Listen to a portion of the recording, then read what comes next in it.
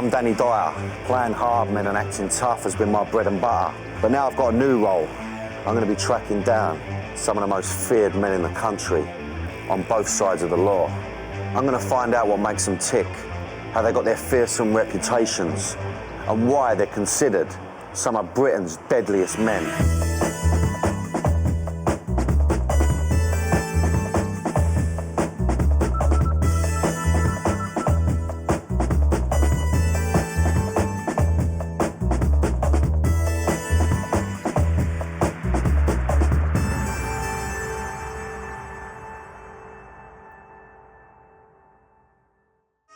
This is the ultimate challenge!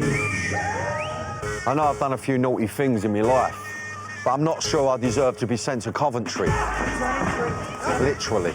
And not only that, I'm here to meet a guy with a fearsome reputation, a fighter who's feared on the deadly cage fighting circuit.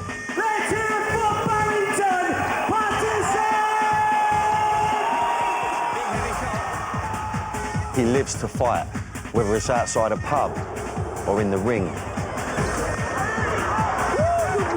He'll go up against anyone, anywhere, anytime. Flashing someone up, the pleasure I'll get out of doing that. He loves the adrenaline rush that only a fist connecting to flesh can provide. That's an offensive weapon. You know, I could stand there having a row with him, one bang, bang. Split his skull open, that's a fucking murder.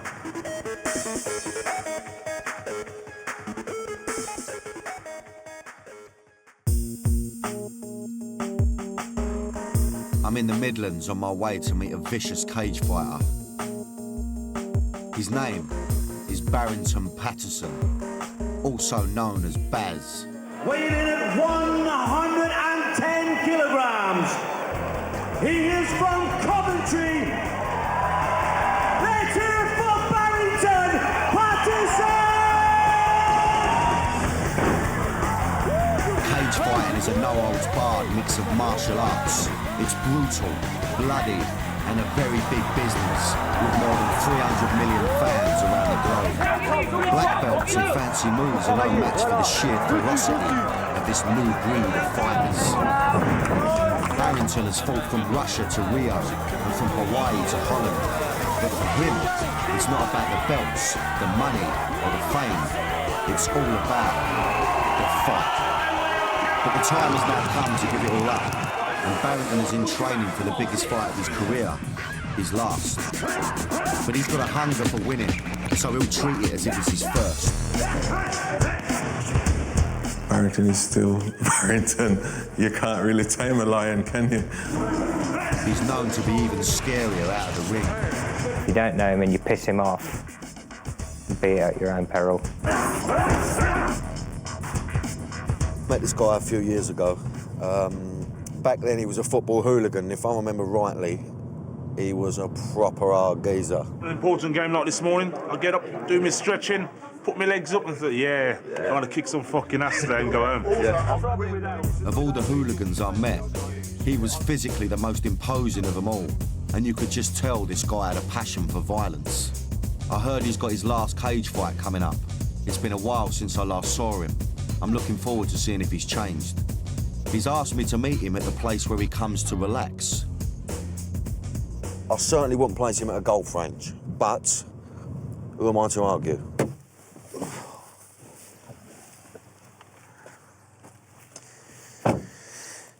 It's nice, isn't it? Nice and quaint. There he is, look at the size of him, look, monster. Baz, my old son. Oh, my old China. It's been a while, mate, isn't it? Oh, sweet, mate, right. Good to see you, mate. Yeah, you're looking really well, mate. Didn't expect to see you on a golf range, smashing balls, you know what I mean? It's just a bit of time for relaxing before I have the big one, you know? Yeah? So you've been behaving yourself? That's a naughty word. Me behaving myself. Barrington learnt all he knows from fighting on the streets as part of Birmingham City's notorious hooligan gang, the Zulu Warriors. That's in my blood, man. I'm a blues fan. I'll always be a Birmingham City fan. No one will ever take that away from me. I'm a Zulu and that's it, man.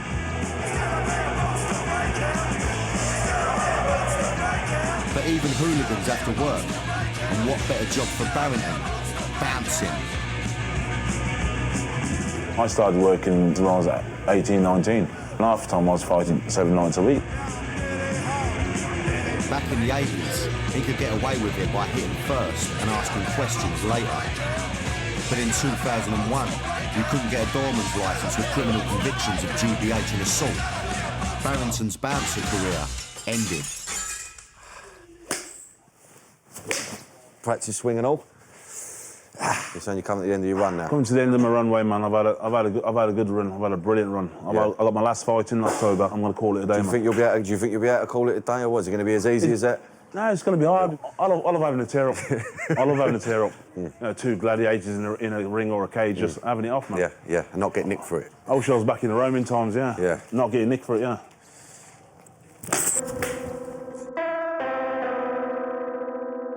Fighting for Barrington started out as a form of defence as a youngster. It then turned into an extreme form of escapism as a teenager. Is it simply to escape the pressures and mishaps that life's thrown at him? And what happens once he gives it all up? How else does he get his kicks? If violence was a drug, Barrington would be an addict. And I don't want to be there when he's going cold turkey. Sorry, mate. I've been sent to Coventry to spend some time with cage fighter Barrington Patterson. We met up at the most unlikely of places and still managed to take a few hits. This intimidating character is training hard for the final cage fight of his career.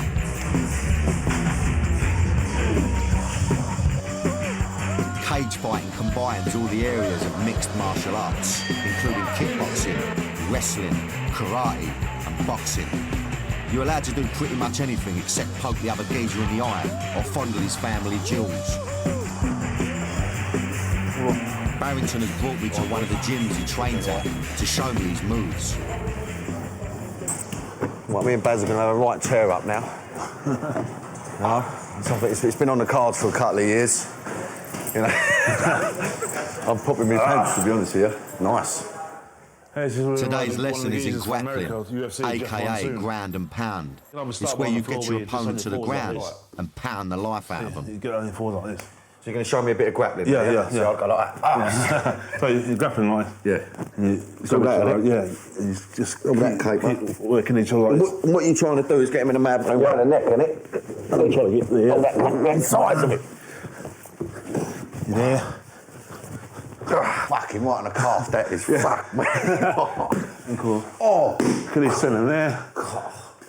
So the guy's on him, like, yeah, on top of him. Yeah. The guy's flat so he can't move then. Then you can bash him. And you come on there, right underneath his nose there. Yeah. Tapping that. Fucking hell. So basically, I would say there, you ain't really got to work on it too much. No, there is a lot to work on. Yeah. Especially, like, if he's standing up. Yeah. Well, you get every fight starts from standing up from there. Yeah. So you can have a gear there. Yeah.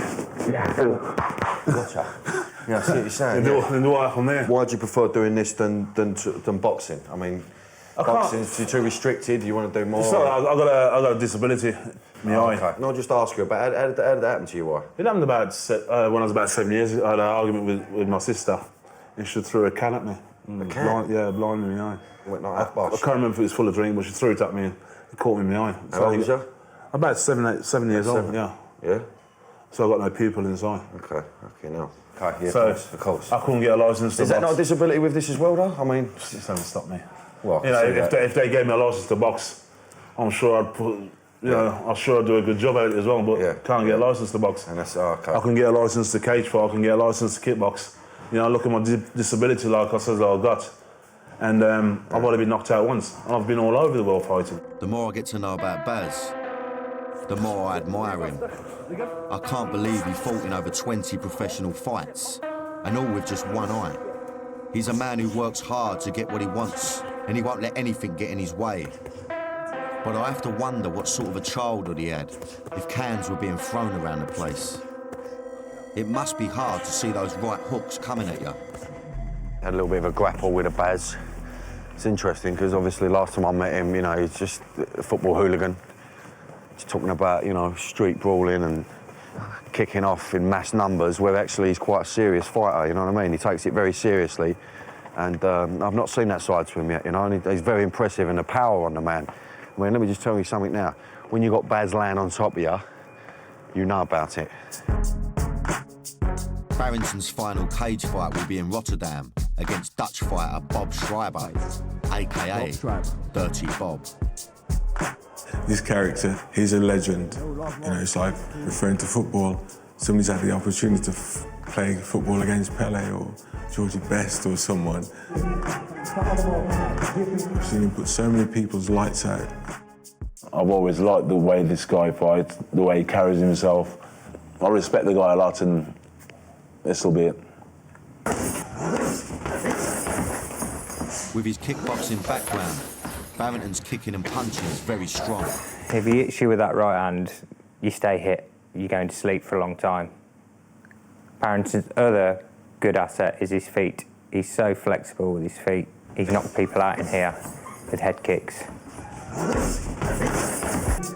Bob is an all-rounder, and whilst Barrington may have looked like a good grappler against me, grappling is actually his weakest area, and Bob will no doubt use this to his advantage.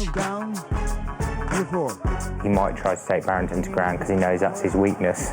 If he goes on his back, that's where he's weak, and a good ground fighter always does well against Barrington. So we don't want him on his back, we want him standing up.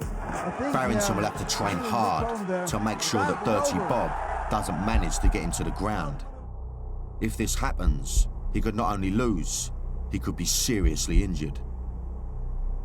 With only a few months to go, Barrington needs all the help he can get with his grappling. The best way for him to practice is to go up against a strong opponent and spar a few rounds. Barrington is a well-known figure in these parts, and it's a big turnout considering it's just a spar. Today, he'll be going up against Mark Goddard. Mark is a true professional fighter, about to break into the UFC circuit. They're the same weight, but Mark is 10 years younger, so no doubt he'll give Barrington a good workout. I'm just excited, really. There's a nice little bit of tension in the air, and I just want to see it go. You know? And if they both keep getting leery, I'll jump in the cage and I'll knock the pair of them out.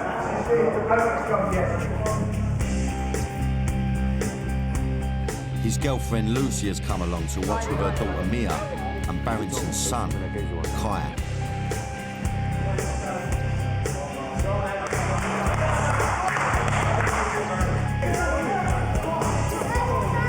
They're not fighting at full power because neither of them want to get hurt, but it's still an essential part of training for Barrington in the lead-up to his big fight.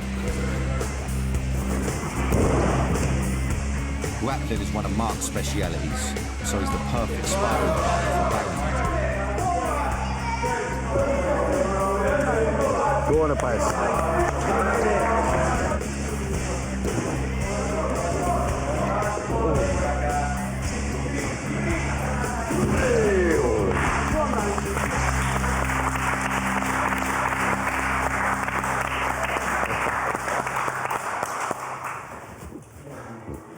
Yeah, it's quite a bit more lively than what I thought it was going to be, to be honest with you. You know, he's got his retirement fight coming up, so he couldn't, you know, he didn't want to go full throttle, but you just get a sense. Just imagine that man running towards you, you know what I mean? It's, you know, it's powerful stuff, you know. I mean, how does it make you feel watching your man, though, in a ring, top off, being a right, you know, being a warrior? Does it do it for you or what? Do it for me. It must do, mustn't it? Does it for me, babe, I've got to tell you that now. How did you like it? Don't it scare you, watching that? It does scare you a little bit, yeah? Yeah? You don't want to see him get hurt, do you? But that was all right, that, though, wasn't it? Because it was a bit like play fighting, wasn't it? Yeah? And how does it feel, you know? He's a beautiful kid, but how does it feel having a little it's here? nice. I want him to be a fighter as well. Oh, you do, yeah? Yeah, I'd love him to be a fighter. Oh, you'd agree with that? It's too good. He's too good looking, isn't he? As you can see, he's too good looking for that. He's got a good bow about him. He's got a good hairdo about him as well. But you quite like having him there, just watching you and all that sort of stuff. Yeah. Me and him fight every day. Yeah. He goes in my bag, puts my gloves on, Yeah? When he bashed him, I'll bash him back as well, so... Yeah? I'll sneak the little 1 or 2 hard ones in. Chopping the boy up early doors, yeah. The kids have clearly picked up some tips, but I think Kai's got a bit more work to do staying on his feet.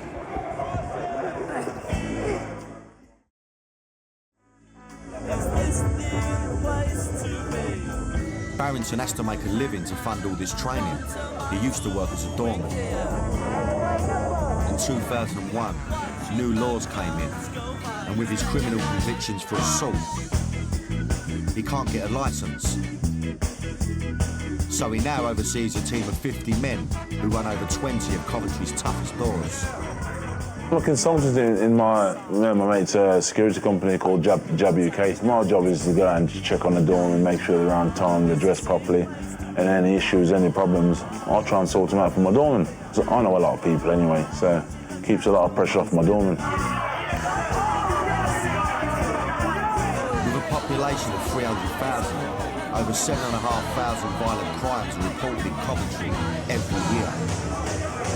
Most of these are alcohol-related offences. It's Barrington's job to oversee sorting out the dodgy doors that no one else will touch. He's going to give me a rare insight into the dark and dangerous world of being a Coventry doorman. For most people, their job's 9 till 5, but for Barrington, it's 8 till 4 a.m, where he runs some of Coventry's most dangerous clubs. So how does it work overnight then? I mean, what you running back and forth or what? Most times just doing this, running backwards and forwards to and from Leamington to Coventry all the time. I mean, do people start on you? Do you get people that try and get leery around you? Only when they're fucking pissed. I was going to say, because I'm not being funny, have you got any sense, right? And why is anyone going to start giving it to you? Do you know what I mean? You see, like around most ourselves in Coventry, everyone wants to make a name for themselves. Yeah, but listen, coming up to you ain't going to make a name for yourself. All you're going to do is you're going to mug yourself off. And what you're getting at, the motor to 30 geezers or what? You know what I mean? Sometimes you are. That's why I play golf as well, you see. What, to spot? What do you mean? What? That's why I play golf. Just to de-stress yourself? Nah, I keep my club in the back. Okay, gotcha. A few minutes into our tour, and Barrington spots some trouble. Me and the TV crew was a sure way of attracting all the nutters. That's a legend. Sure. Hello, darling. How you doing? Pleasure. See you later. I'm going to be honest with you. I've only been down here 5 minutes and already it's kicking off left, right and centre. It's about 10 o'clock already. It's that mad mentality in the town. Nutty birds everywhere. I feel a bit digi. Even though I've got Barrington around me, I feel a little bit digi. Let's jump back in the motor lively. Tell me about some of the trouble that you've had around this sort of When I first started back working here in 1988, 89, one of my mates, who was a doorman, he got stabbed to death just outside here. I was there the night when a guy got shot.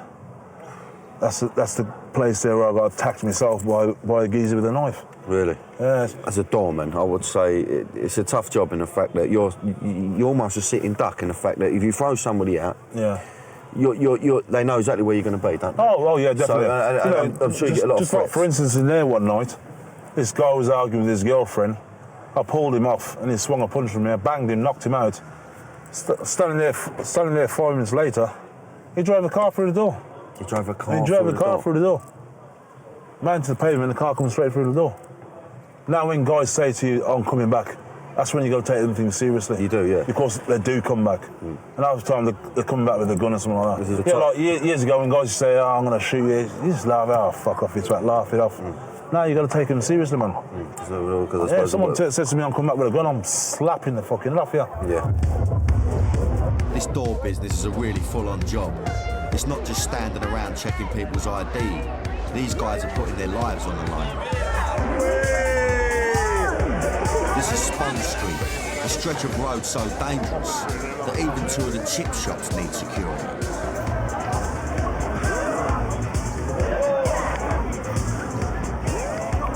I feel like I'm in Lawless Brick. For the first time since filming this series, I've been provided with a bit of security, and I can tell you, I feel much safer with Baz and his mate Andre watching me back. Visiting one more bar in the roughest end of town might not have been the best idea. With my mug here, I have a feeling that Baz is getting more attention than usual. It's like being trapped in the opposition stand at an away match. I'm a bit worried about how he's going to react. His reputation in Coventry is, don't annoy Barrington. He'll give you a chance. He'll give you an option to go. If he punches him with his power, he's probably liable to break the neck. So he tends to just hit you with an open hand, which usually does the trick. Andre keeps me out of harm's way, whilst Barrington takes care of a little business.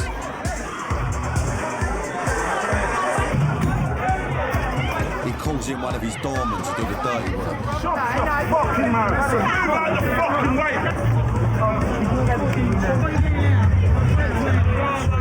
Right, it's 2 o'clock in the morning. I just want to go back to the hotel. Barrington's at it all night. I'll say good luck to him, mate. I tell you.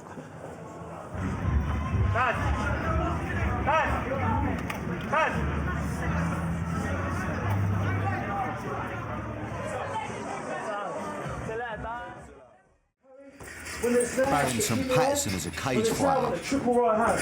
Let's go. Beautiful. Who was on a strict training regime leading up to his last ever fight. He spends hours every day running, grappling, kickboxing, doing weights, working on every aspect of his fight to get in the best possible shape. He stays focused during training by avoiding alcohol, eating well, and getting lots of sleep. Well, as much as he can when he's not supervising the doors.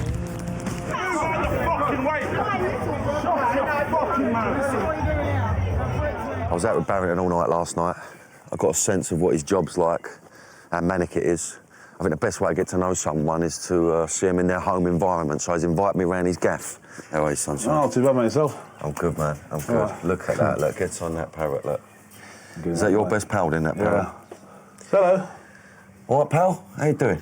Everything in order?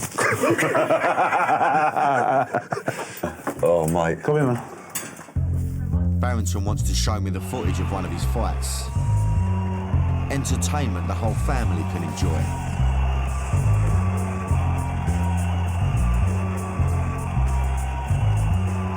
What's that feeling there, though, Baz? It's built up. It's just unbelievable, man. You know what I mean? It's just unbelievable. You just want to get in there and get it on. Barrington tends to be aggressive right from the start. No eyeballing, nothing. You're just going to get straight on with it, mate. Barrington just so strong. Oh. A few minutes in, Barrington starts to look in trouble, but it's not because of a punch. Had old DP all over his body. So when I got in close to him, he's rubbing my face on his chest, and my eyes started burning me. Really? Which is illegal to have DP on your bloody body. Is that why you picked him up and threw him? There's a burning thing on his body there. Get right into it. Fight. So I think he's had to adapt. Oh, he's caught you there, isn't he? Barrington may want to put more snap into his kicks if he's gonna kick him. That's where I ended up breaking 2 bones. Really? Yeah, From broken that? yeah, From yeah, that? from that, yeah. Barrington trying to keep the distance. So you're still kicking off when you broke your hand? Yeah. Two completely opposing. Oh, nice trip there. Injuries are rife in this sport and can range from traumatic brain damage to joint injuries and fractures, and once, even death. This could be the beginning of the end. A big heavy shot. And again, the left hook. Get hold of that, mate. Get hold of that. Yeah. I think there's more. I think there's more of a buzz in a match or on the street than this. Yeah. That's interesting. Well, this is a controlled environment. Yeah. This is controlled. Yeah. Whereas out on the streets, and Anything goes, eh? Anything goes. The chaos of it, I suppose. Yeah. Oh isn't it? yeah. It's also that feeling, I suppose, of having to tear up with a group of people. When you're in there, you're on your jack. You're on your own. Exactly. And the right. Barrington's chin's up. Is that it, yeah? Yeah, that's it, man. Oh, man. Done in proper. What's the feeling? Ladies and gentlemen, we have a winner in 1 minute 33 seconds of the second round. Now that I've seen him in action, I think it's time to challenge Baz to a few rounds. Yeah. I've picked up a few tips along the way. I reckon I can take him. I'm him a bird, look, bird would be right off here. It could sort of switch on him here, because he might get up by a bird. Bump, bump. Oh!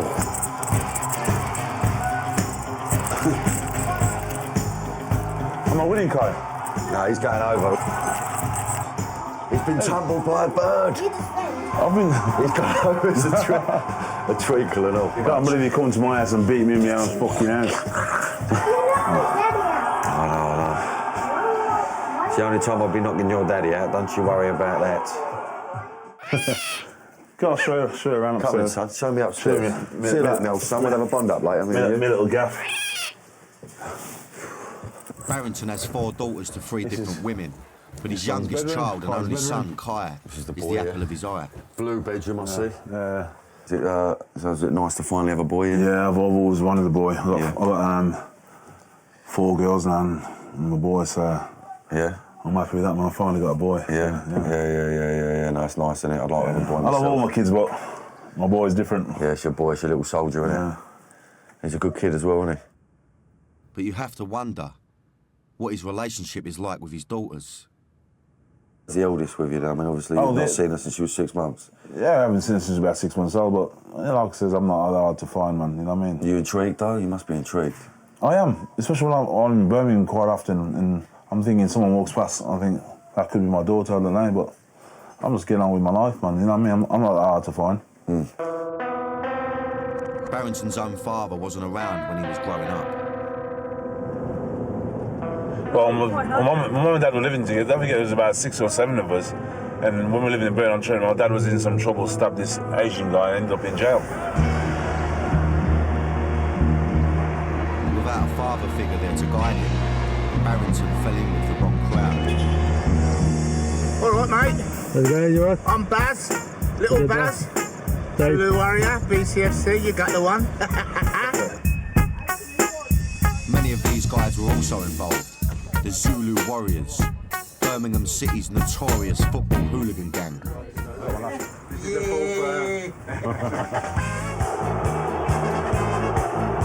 Football hooliganism was rife in the 80s, and the Zulus had a reputation for football violence, and Baz was always on the front line. Racial tension was high in Birmingham in the 80s, and the Zulus had a checkered history. The original Birmingham City firm was made up of right-wing skinheads. Music, fashion, and the large multi-racial population of Birmingham soon had its effect, and the Zulus were born. Black, white, Indian. So you're Birmingham, that's it, no matter what colour you are. So it's not just because it's Zulu, it's not a black thing. We're just Birmingham. Everyone wants to fight us. His mate Scouse was often on the front line next to him. They decided to go for a drive back to Birmingham City Football Stadium. Like Birmingham City's just over there, so all these little back streets here, in the past have been very active. Battlegrounds, man. Whilst they talk in past tense, it was only recently that Barrington got into trouble with the police on the way to a game. His friend was in trouble, and he's that sort of I ain't person. gonna see what 20, 30 leng jumping on my mate, bashing my mate with truncheon, even while he's on the floor. I ain't gonna stand there and watch that happen.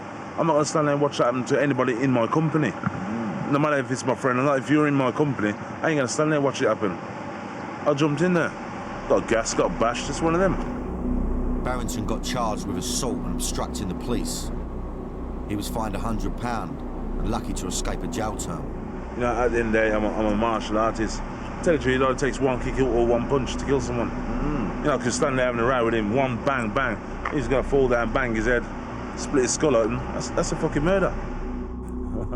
If he used the same power on the streets that he uses in the ring, he could get himself into some serious trouble.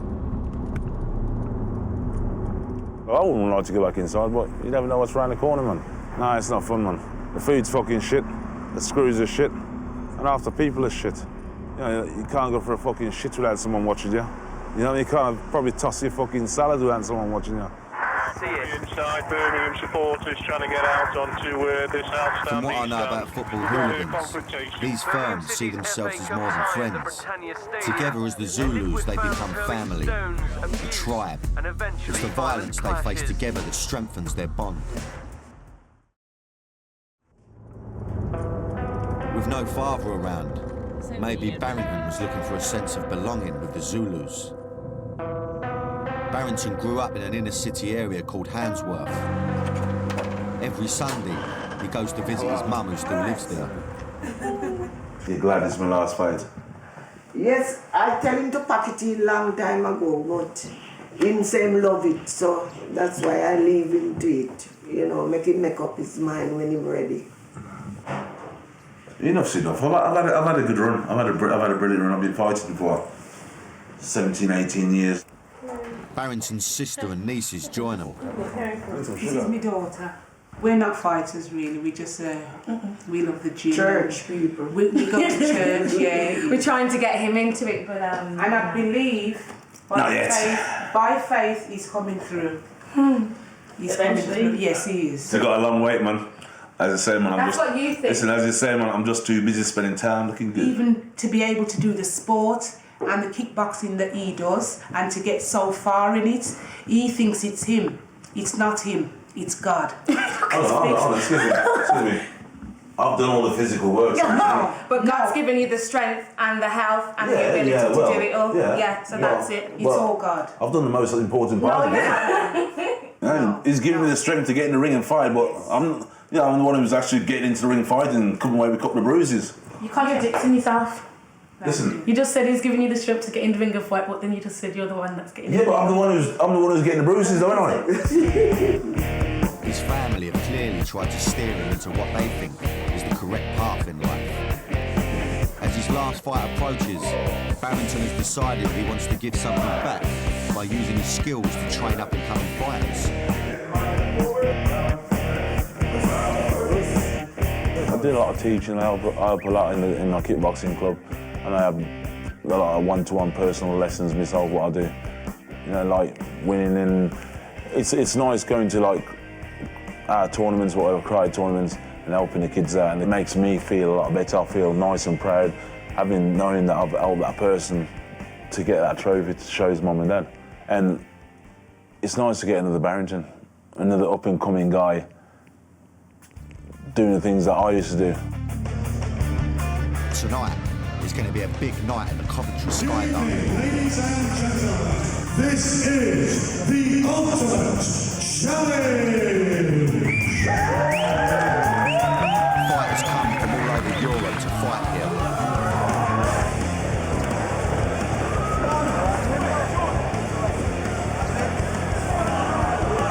Barrington's come to see one of the fighters he's training, 20-year-old Danny Hudson. It's his first professional bout, and he's sounding confident. Very glad Barrington could be here to watch it tonight.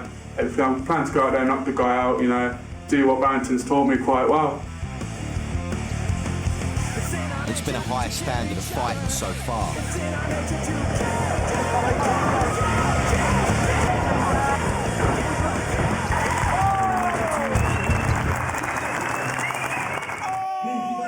And now, it's Danny's turn to take to the cage. This is Danny in the cage.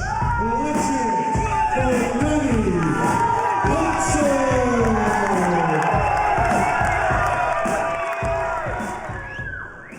Get that jab going, Danny!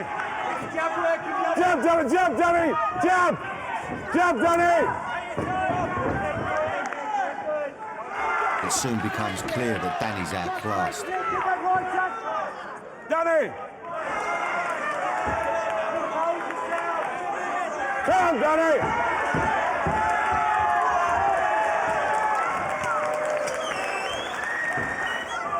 Barrington don't look too impressed.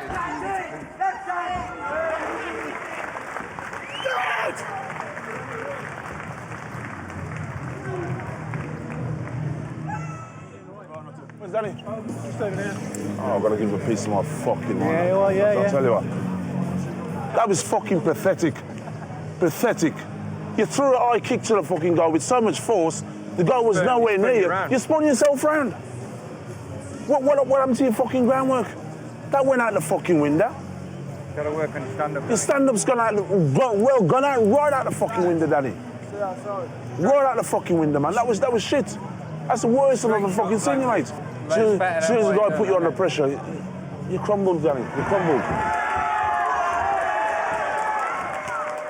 It's definitely back to the drawing board for Danny, man. You know what I mean? I don't think he even really left the drawing board today, so it's one of them things. Shit happens, and that's it. This hard love approach is obviously all Barrington knows. Either way, I wouldn't want to be one of Barrington's students if they lose. And come to think of it, I wouldn't want to come up against him during a football riot or be thrown out of one of his pubs. But as this hard man prepares for his last fight, has he thought about what lies ahead?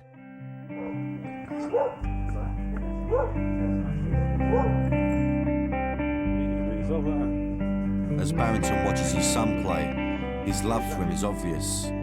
But I wonder if not having a father around has made Barrington the person he is today. Like my dad, like I said, I didn't know my dad till I was 14 years old. I was in the house one day and this letter come through the door. My mum picked it up and threw it on the side. I was just curious why she threw the letter on the side. I went and picked it up, opened the letter, and it was to do with some court case in London, something to do with my dad. Never seen my dad before. I had one picture of my dad, what my grandmother had. And me and a mate from the school bunged the train, stayed in the toilet, went to this courthouse in London, and that's when I met him when I was about 14 years old, yeah. What was you told as a kid then about him? Nothing? Or? I was just told that he was in jail. Stabbed the guy and was in jail. And how was it, that first meeting? I mean, was you disappointed in it? Or? Well, I went to the courthouse and I ain't have a clue what it looks like. I went to the courthouse and they said, this case and that case and that. I just stood there like that. And then he turned around and looked at me and I looked at him and... Sort of knew, did you? Yeah, just sort of knew, yeah. Barrington re-established a relationship with his father from that moment on, and they were very close, right up until his death in 2006. It was nice to be there the actual day, the night he died. And I cried my eyes out. I'm a man just like everyone else.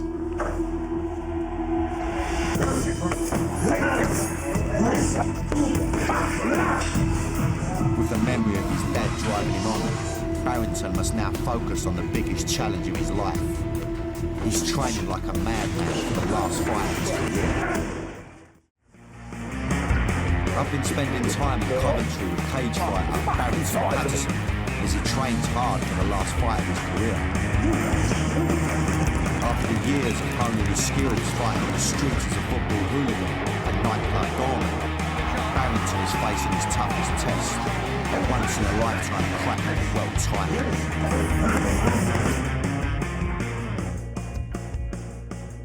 How you feeling about going back to Holland? You can't wait to get out of here. This is the guy I'm fighting next in Holland. Is it? Yeah, that's Bob the Terrible Scriber.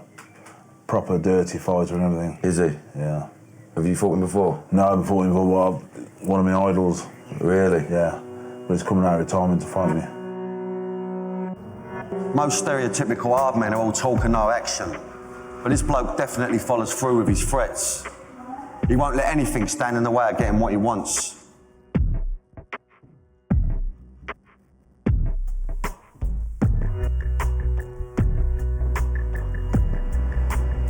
Rotterdam's Ahoy Arena is in for a battle. It's the location for this heavyweight terror. His opponent, legendary Dutch fighter Bob Schreiber, has come out of a 3.5-year retirement to take on Baz and is determined to make sure it's worth it. I do everything to win. Everything. I never quit. Both men prefer to end their fights with a knockout, so it's going to be brutal.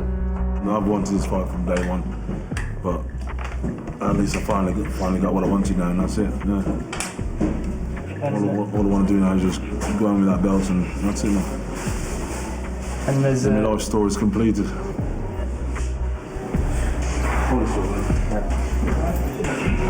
contest will be fought over 2 5-minute rounds, with the winner crowned king of the ring.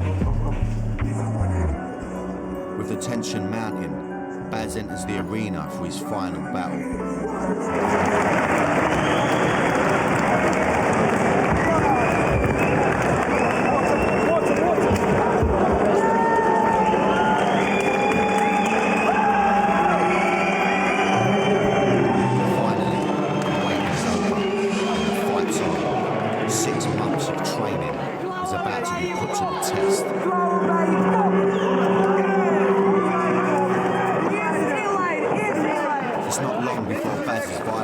Kicks into play.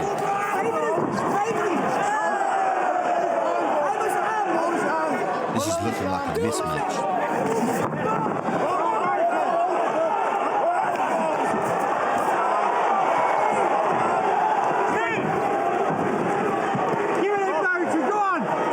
But Bob's saved by the bell.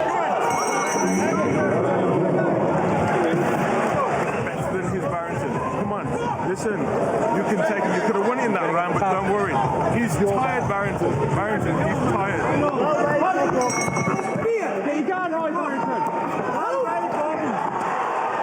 Baz starts the second round as he ended the first, on top.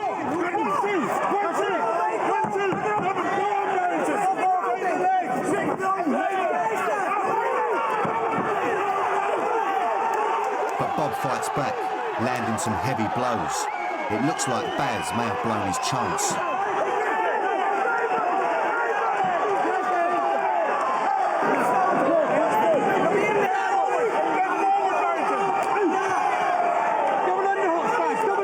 This is a proper tear-up. It's every man for himself, and it's turning into a street fight, just how Baz likes it.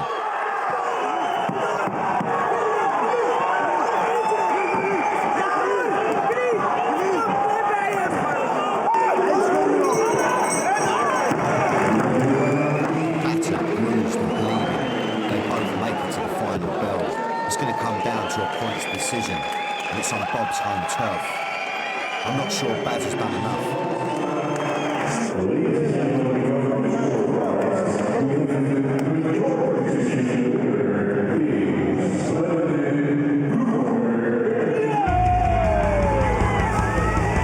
The relief's too much for him. All his hard work's been worth it.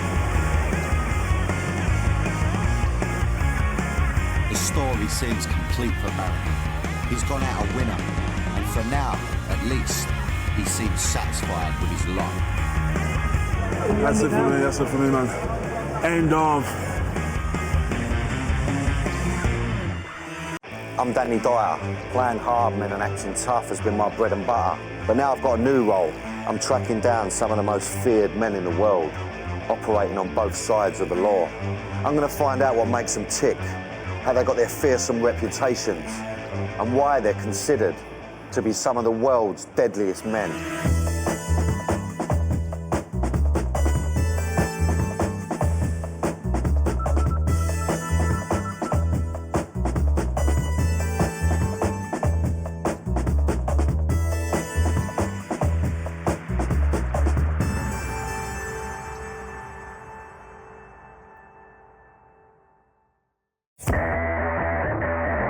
I've spent time with some dodgy geezers so far, but now I'm waiting to meet a man who's risked his life to keep villains like them banged up. In his 10 years as an undercover policeman, this bloke was responsible for taking down dozens of villains and helped stop millions of pounds worth of drugs hitting the streets of London. Undercover work is exciting, it's scary, it's intoxicating. He was one of Scotland Yard's finest, and he went deeper undercover than any other detective before him. He's in danger. Move him, move his family, move them quickly. With each job he took and each role he played, he risked not only his life, but his sanity. The price that you pay for a bad performance could be your life. But how long can you spend with a double life before it takes control of you? This guy was able to lurk in the shadows while he threw the spotlight onto the bad guys. He's agreed to speak openly about the secretive role of being an undercover cop. His name is Peter Blexley, but he's known as Blex. cautioning drunks and arresting shoplifters as your average bobby on the streets of London can be pretty scary. But going undercover, getting up close and personal with the bad guys and then double-crossing them, that's just downright deadly. Blex joined the police force for one very good reason. It wasn't to help little old ladies across the street, it was to get the bad guys off them. I've put hundreds of people away for thousands of years. He's had petrol bombs and bricks thrown at him. He's been shot at and even stabbed in the neck. Peter Blexley excelled as a detective and went on to become one of the founding members of Scotland Yard's elite undercover force, SO10. He didn't look like your kind of clean-cut image of a traditional detective or a traditional policeman. Using the skills he honed from being an undercover cop, today Blex continues to put his life on the line working as a private eye. Peter's still putting his own life at risk, but he enjoys it. You know, he knows what he's doing. When he's not doing that, he works as a consultant on films and cop dramas. All the best scripts come from people who've really lived their lives, because you can't make it up.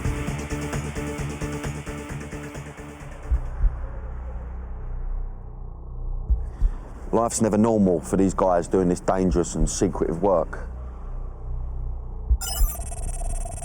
Now, Peter's asked to meet me here. Feel a little bit uneasy. Feel like I'm being watched, I'll be straight with you. He's probably been sitting here an hour. You never know with coppers, do you? You know what I mean?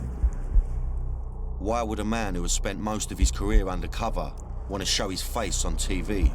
Here we go. Looks like a copper and all. How you doing, Pete? Thanks, how are you? Good, mate, yeah, good as gold.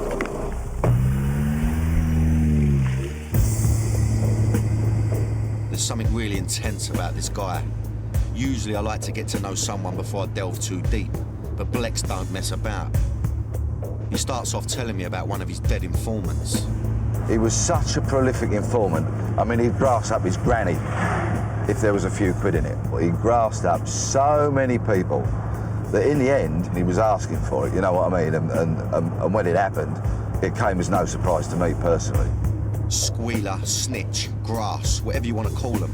Informants are a necessary evil in the battle against crime, and undercover cops can't work without them. It was Blex's job to keep him sweet and get information out of him. For his safety, he'd meet him in public places. So this is the pub we used to meet then, is it? Yeah, we had many meetings in there, you know, discussing who he was going to grass up next and how we were going to get him nicked. I mean, how would you go about recruiting an informant? I mean, how would the process work? Well, a lot of them are volunteers. I mean, and many of them find themselves getting nicked.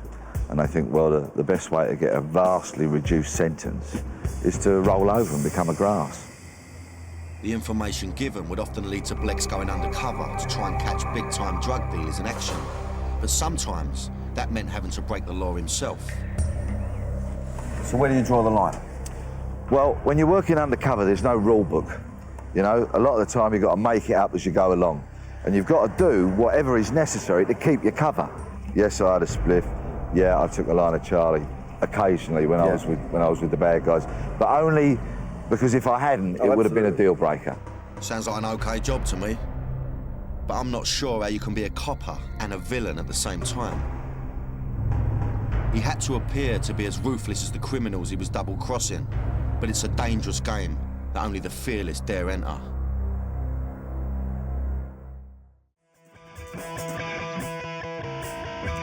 Peter Blexley is one of Britain's toughest ex-undercover cops.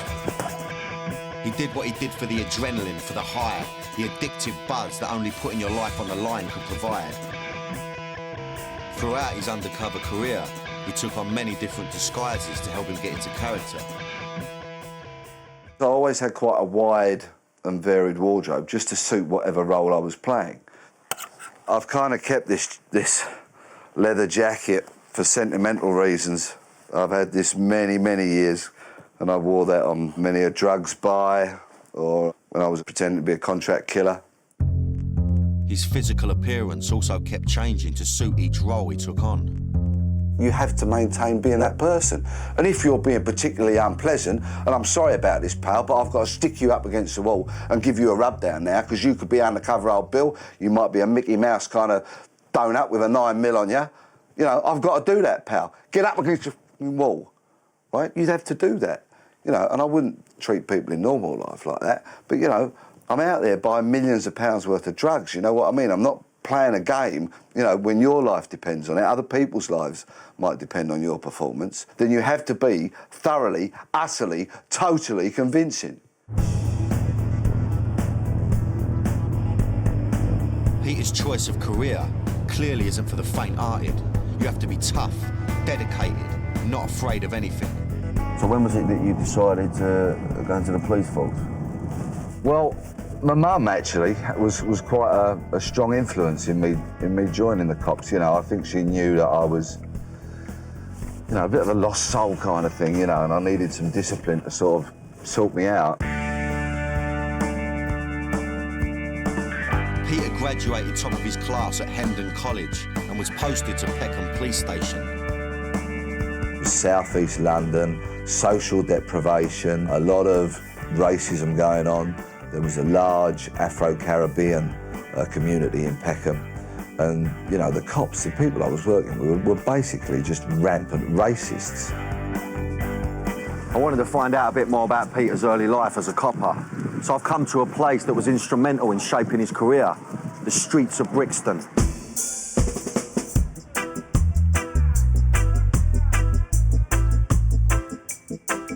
In April 1981, Brixton was an area that had deep social and economic problems, high unemployment, high crime and poor housing.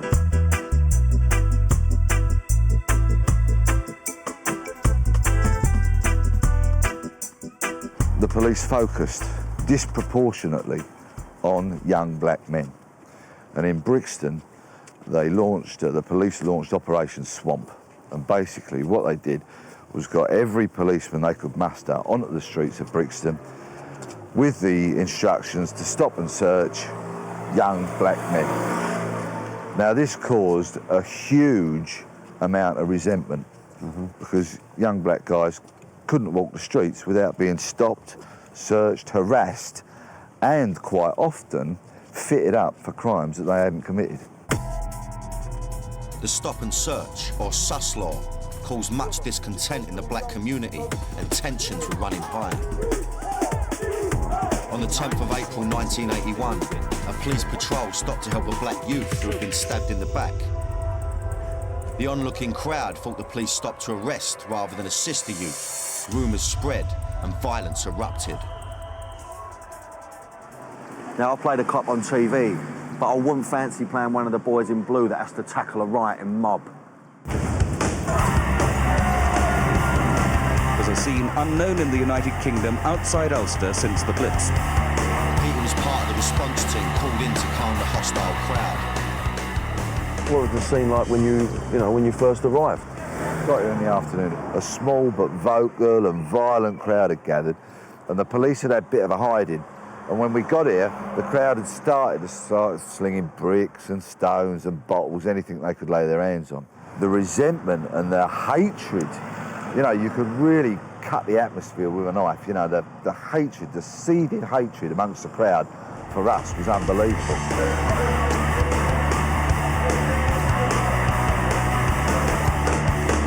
We had some shields, so we cowered behind them to start with, but they turned out to be pretty... Well, there wasn't enough of us, and there wasn't enough shields, you know. The police were not only outnumbered, they were also unprepared for the amount of artillery that would be used against them. You know, what had happened is overnight they'd armed themselves with petrol bombs and more rubble and all that sort of thing. So they came back on Saturday a much better armed and equipped and sort of organised mob, if you will. So there was more police injured than rioters, yeah? Oh yeah, I mean, we as the police got an almighty hiding, really, if the truth be known. You know, there was a lot of very bad injuries to the cops. But, you know, it had been coming, you know. Yeah, so would you say it was a deserved hiding, really? Well, yeah, you know, we kind of asked for it. You know, if you go onto the streets and you harass a section of the population, till they feel they're forced into a corner and they got nowhere to go and their voice can't be heard, then how are they going to express themselves? They're going to take to the streets and they're going to riot.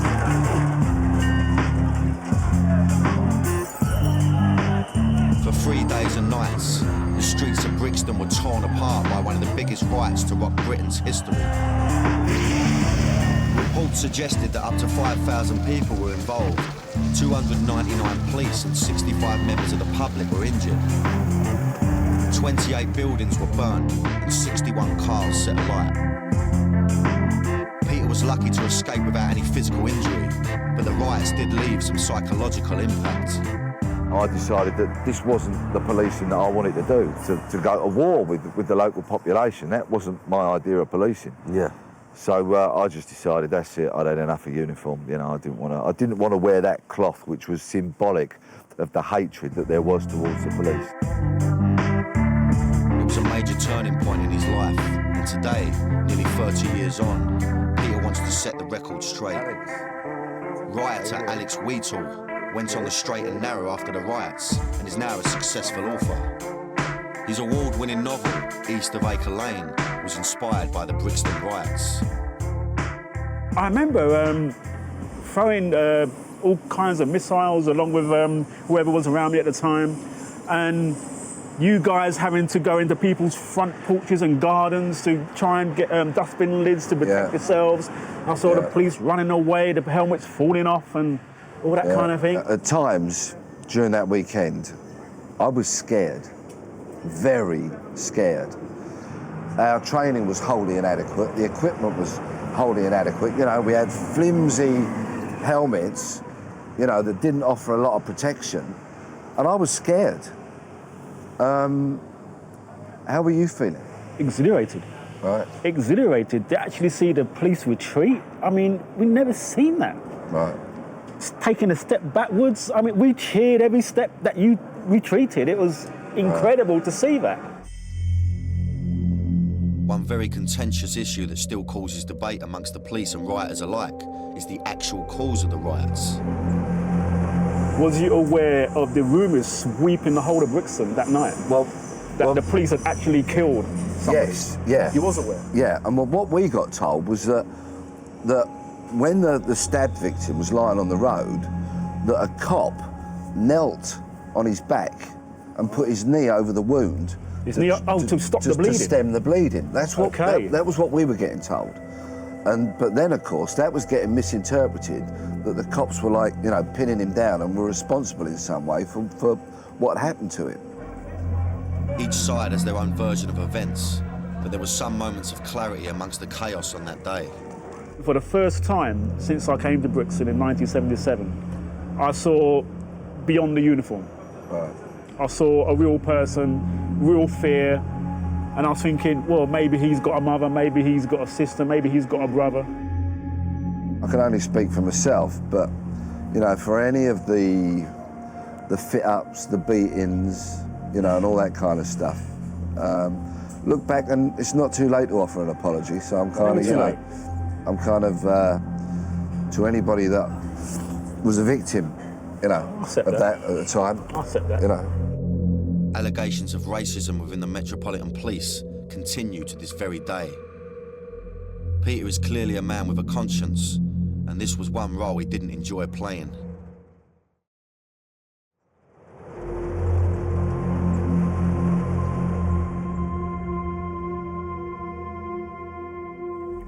It's a first for me, really. I've never done a copper before. I'm always just, you know, sort of dealing with, you know, the villains and, you know, it's more usually about talking the talk, walking the walk. You know, this guy, he's not what I expected him to be at all. He's got a lot of charisma about him. I can see that. I can see he's obviously, you know, seen some pretty dangerous things. You know, he's been around some dangerous people.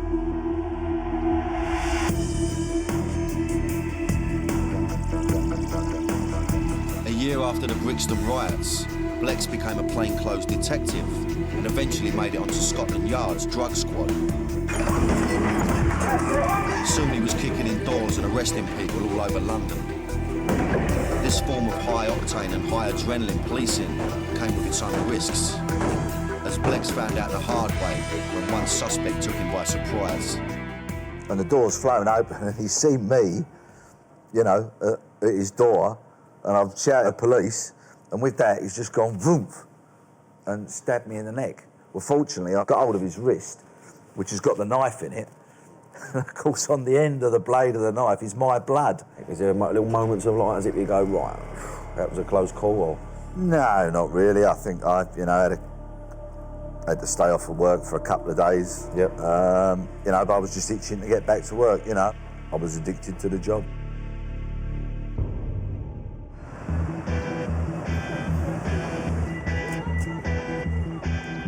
Life as a detective suited Blex. He was always dangerous, and whilst he was out of uniform, he wasn't far from the front line.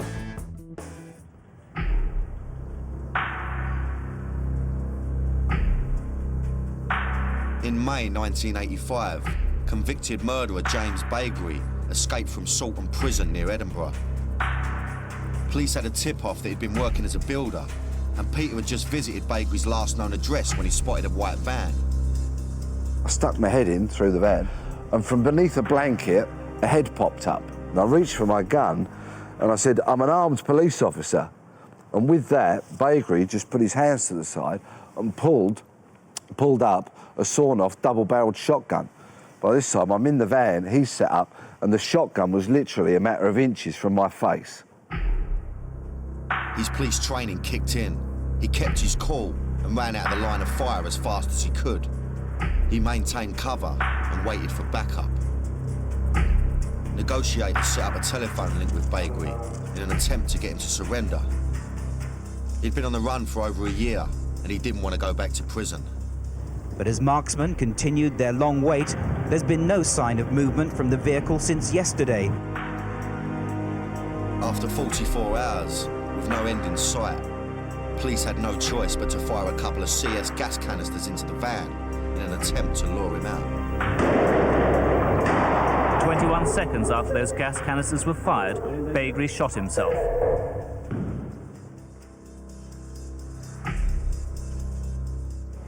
I think if I'd stayed at the back of the van any longer and tried to pull out my weapon, he'd have definitely shot me. This was probably as close as I ever got to losing my life in the line of duty.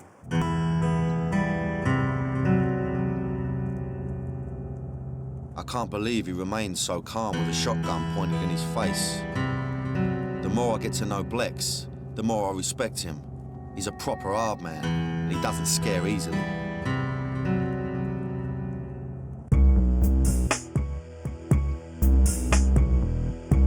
Life as a detective for Blex wasn't all about getting stabbed and having shotguns pulled on him. He also spent time interviewing victims, setting up wiretaps, and my personal favourite, surveillance. Tell me a little bit about surveillance, Pete. Obviously, that was a very important part of your job, you know, so, I mean, just tell me a little bit about how that would work. Yeah, well, in the police, surveillance was very important because surveillance teams would watch me when I was working undercover. They'd be there to cover my back. And how do you manage to sort of blend into any environment? It's about everything you do, how you speak, you know, how you act. And you've got to be able to you've got to be very flexible, you've got to be adaptable, you've got to be resourceful, you know, you've got to think on your feet. Blex was very skilled at making himself invisible, a powerful weapon in this game. To give me an idea of how surveillance works, we're going to follow a member of our crew. Here we go, there she is. She's into the vehicle. And the vehicle's off, down Riots Road. All units hold back, and she's done a right. I have eyeball. Hold back all units. Is this the right distance, is it? I mean, obviously, it's quite close, I would have thought. Well, yeah, unfortunately here, I'm a little bit exposed because I haven't got any other traffic for cover. How many sort of motors would you have then? I mean, what, 3 motors? Would that be enough to swap over, you know, would that be enough to Yeah, I mean, not give the game away, would it? We used to have teams of anything up to 17 of us. Yep. Okay. So, 17, God. Yeah, so you know. That's a proper bit of surveillance out, isn't it? So now, just quite naturally, you see, we're in a very sort of unhurried manner. see where the adrenaline comes from, man. What a job, you know what I mean? Keeps you on your toes, doesn't it? Yeah. Okay, so she's out of the vehicle. Right, let's go. Nice and natural. Don't draw attention to yourself. She's letting herself in with a key. Obvious where she lives now, so you don't have to look over there, do you, so much? Well, Just she keep might walking. not be living there, she might be visiting there. Okay. You know, although she's got a key and let herself in, you know. Assumption is the death of all investigations. And there you see she's opening her curtains up there. Not job of a voyeur, I love it. Yeah. You know what I mean? Yeah. I mean, you know, on the off chance you could strip off now. I mean, what are you going to do? You're going to look away or what? I mean, I'd have a good pipe. Well, you know, you're there to gather intelligence for your client, That's aren't you? right, You know? and if that means she's got to take a few bits off, then you've got to get that information back, I would have thought. Peter Blexley was an undercover cop up against some of the deadliest gangsters and drug pushers in the UK. He bent the rules, but he got results. Crossing the line meant risking his life to keep his cover. The job is extremely dangerous. When you're dealing with serious criminals, you're dealing with serious amounts of money, you're dealing with drugs, you're dealing with firearms, you're dealing with organised crime. Without any shadow of a doubt, their lives are at risk. Hard drugs like heroin and crack became easily available in Britain in the 80s.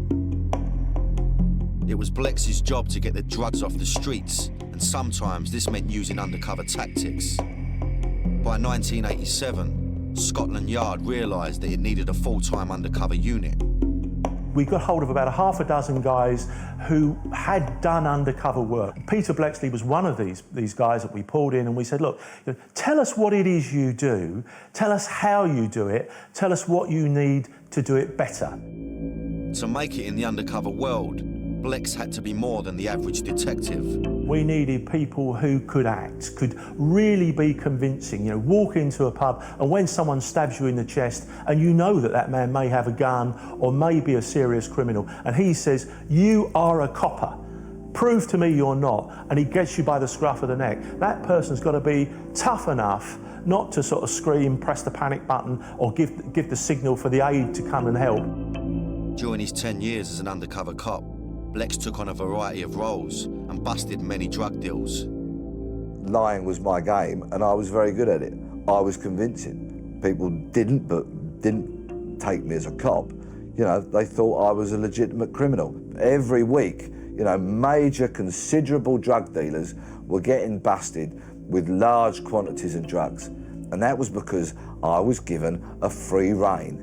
And so we rewrote the rule book.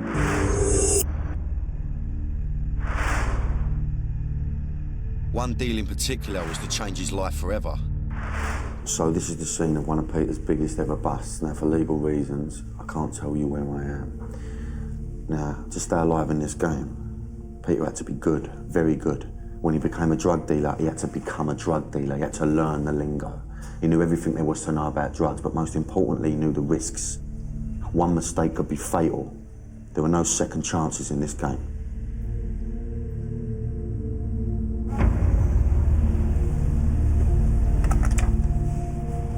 It had taken months of careful planning, a tip-off from an informant and the combined efforts of Scotland Yard, Customs, the DEA and the Royal Ulster Constabulary. Lovely.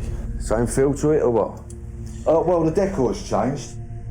It was Blex against not only the IRA, but also the mafia. It may sound like something out of a movie, but this was the real deal, and Blex's life was on the line. This is the first time he's been back in this room since the bust. What made this deal more scarier than any others that you'd done? We had 2 firearms teams briefed and hidden in this hotel in case they did turn up with guns. The volume of the drugs as well, you know, made it what you'd call a big job. You know, it was 15 kilos of heroin, and this is 1992. How much that worth on the streets? Well, in those days, the street value was about 4 million quid. How'd you go about testing it? What, just weighing it? I mean, would you cook it up, what? No, well, I weighed it on the scales, and then what I did was I made a small hole in each parcel, took a small proportion of the heroin out, and then laid that on a piece of silver foil. And then I just burnt the heroin. So, like you would if you were about to smoke it. I knew immediately what it smelt like, what it looked like, and I knew whether it was a proper bit of gear the minute I burn it, because you just have a quick, So it could have been a test for you, as if it could have been a moody bit of gear, and if they think if you are old Bill, you ain't going to have a clue, are you? Do you know what I mean? But obviously you knew your game. Now, obviously you got to be careful about it, getting any fumes, because I mean, that's your worst nightmare, isn't it? Exactly. Well, I mean, it took me about 4 hours to test all those 30 parcels, and by the end of it, I had a rotten headache. I wasn't high or anything like that. I just had a bit of a headache, which I guess was probably a combination of the pressure I was feeling. Stress, mate. Yeah, and perhaps the gear. The deal was done. Blex gave the signal and his team sprang into action. He was arrested alongside the dealer so he wouldn't arouse suspicion. That buzz you got when you're leaving the bad guys with their drugs and their guns and they're all nicked, and they're staring at a lot of bird. You've convinced these career criminals that you're a career criminal. Yeah, you've pulled it off, and these ain't stupid people, are they? Not at all. When Blex performed well, he was convincing the bad guys to hand over not only their drugs, but their freedom. And the only way to do that was to deliver the performance of a lifetime. I think I'm starting to get an idea of this business now. Peter wants to give me a unique insight into what it's like to be an undercover copper. Like the pressure of a real deal going down. So I'm going to be playing the role what he would usually play. So he's going to be the dealer, I'm going to be the undercover copper. I've got to get a bit of gear from him, basically. This is my game, I'm quite confident with myself. I should be able to pull this off. Let's crack on, I'm going to change my clobber, go in as a hoodie, I think. Bit of subtext. What's my subtext? What's my motivation?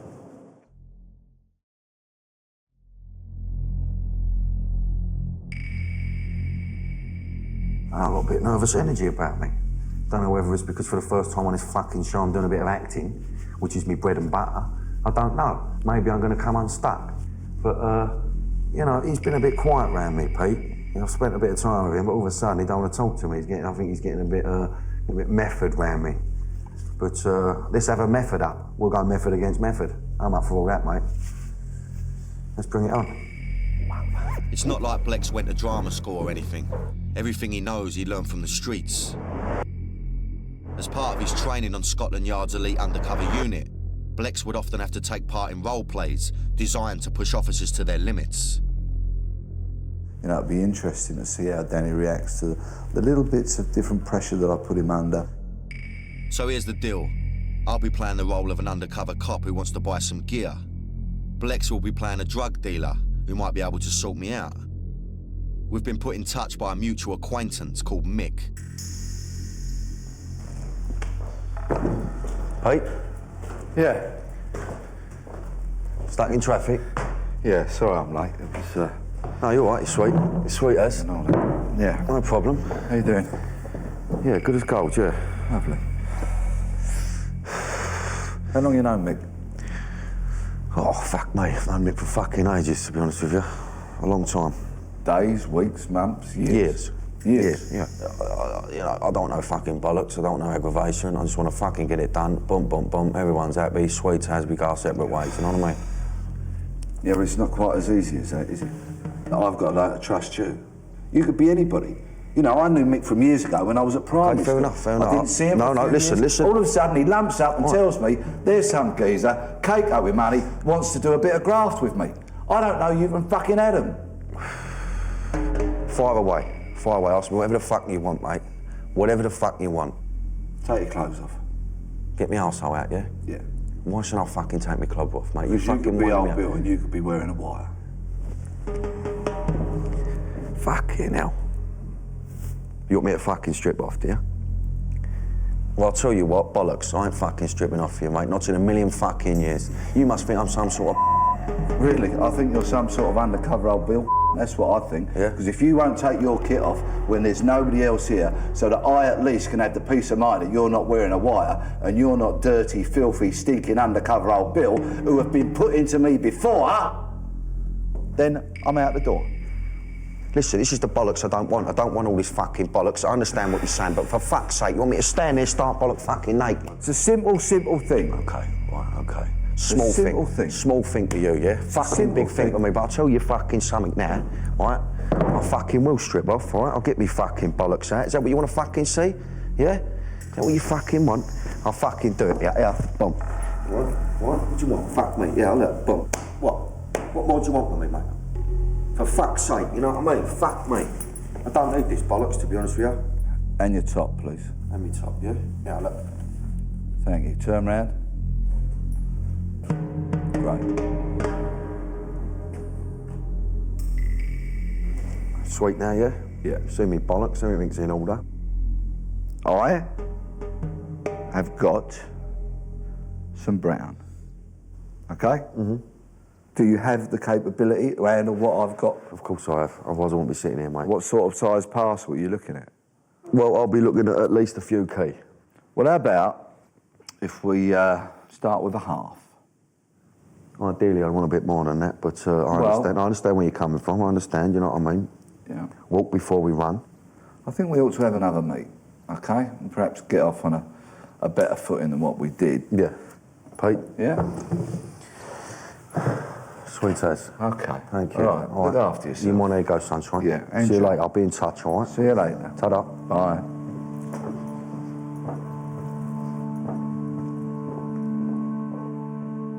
He's definitely gone up in my estimations about what he does, you know what I mean? I do understand that his job, man, is fucking, that's another level, mate. Peter and I have got a lot more in common than I thought. I guess in a way, being an undercover cop is a bit like being an actor. If I mess my line up, I'll get another crack at it. He messes his line up, he gets shot in the fucking head. And that finds a light about me, you know?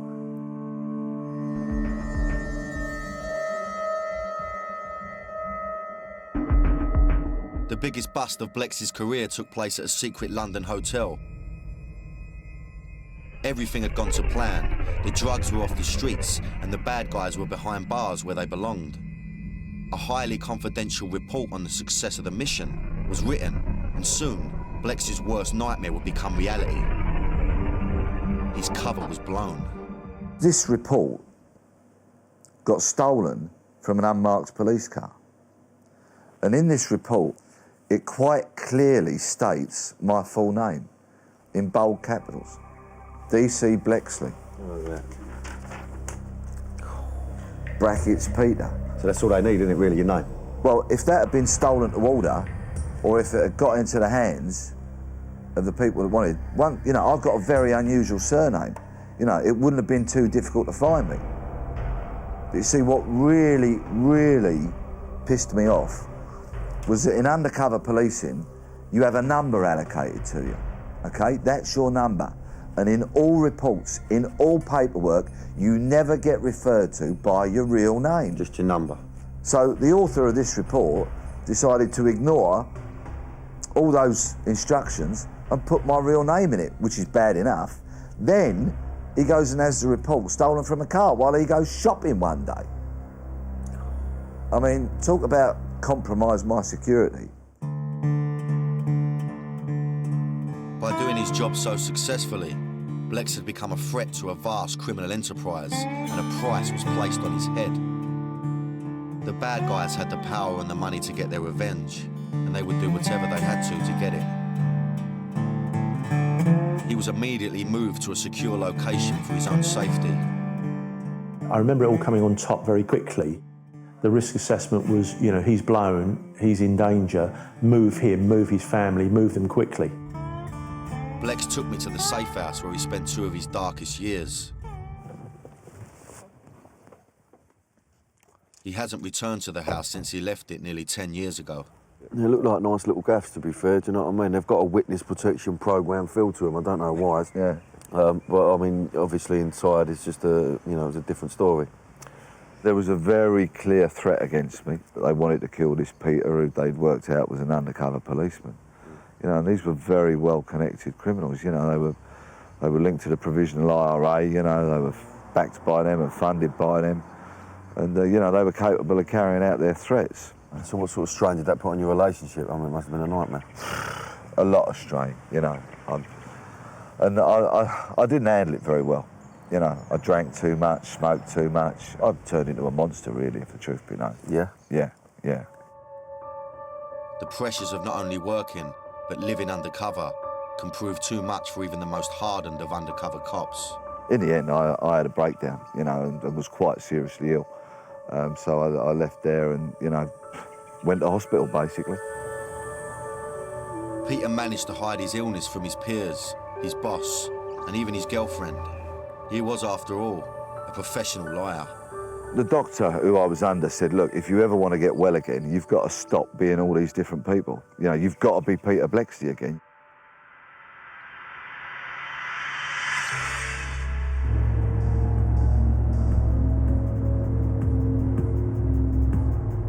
He'd paid the ultimate price for doing the job he was addicted to. After playing so many different characters for so long, he lost track of who he was. I can totally understand, you know, the whole thing of getting into the role so much that it's quite hard to snap out of it overnight, you know. On a totally different level though, you know. It's really interesting for me personally, you know. Difference being it's my livelihood, not my life. Peter Bleksley put his own life at risk every day for nearly 30 years.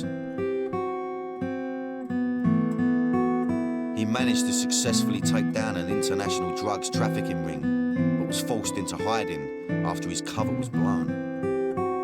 It's been a scary and fascinating journey into the mind of a man who lived a double life for so long. He started to lose his mind. The fact that he was turning into the sort of person he spent his whole life trying to put away, I think that scared him. It all sort of culminated when I nearly killed somebody in a pub one night. A friend who'd just been gossiping and tittle-tattling about me, something that I'd have laughed off previously. It just took on a disproportionate sense of importance in my very sort of altered state of mind. And so I knocked him off a bar stool and then took the bar stool to him.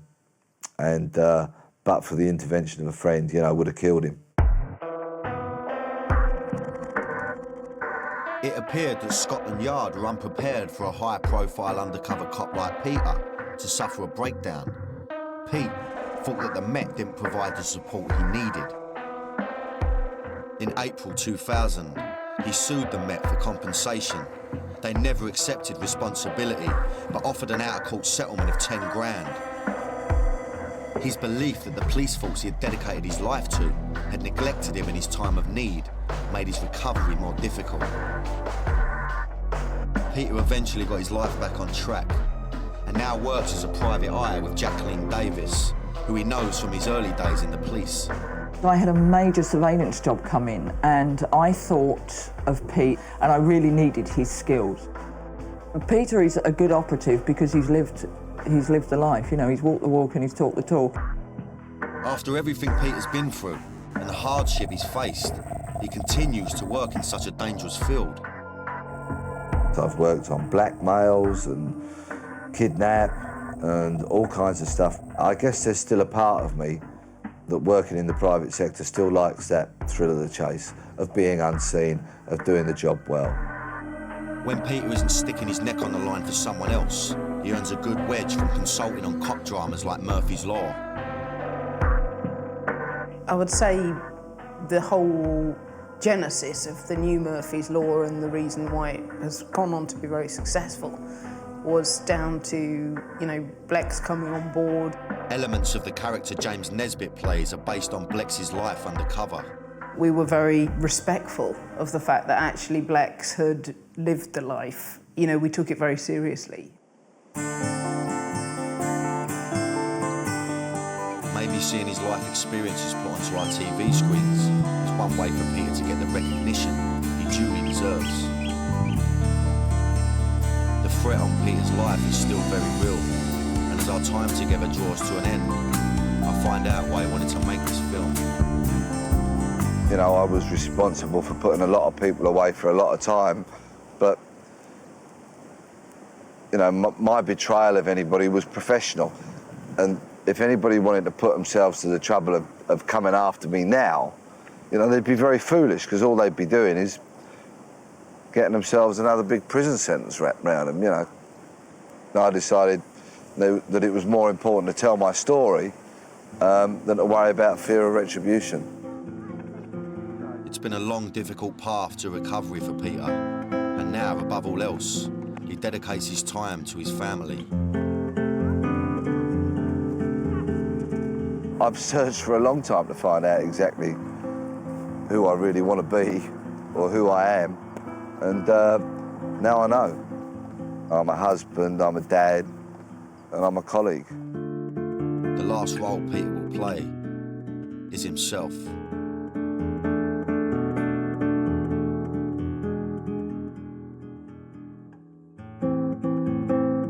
I'm Danny Dyer.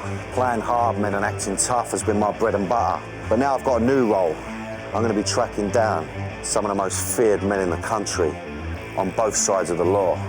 I'm going to find out what makes them tick, how they got their fearsome reputations, and why they're considered some of Britain's deadliest men.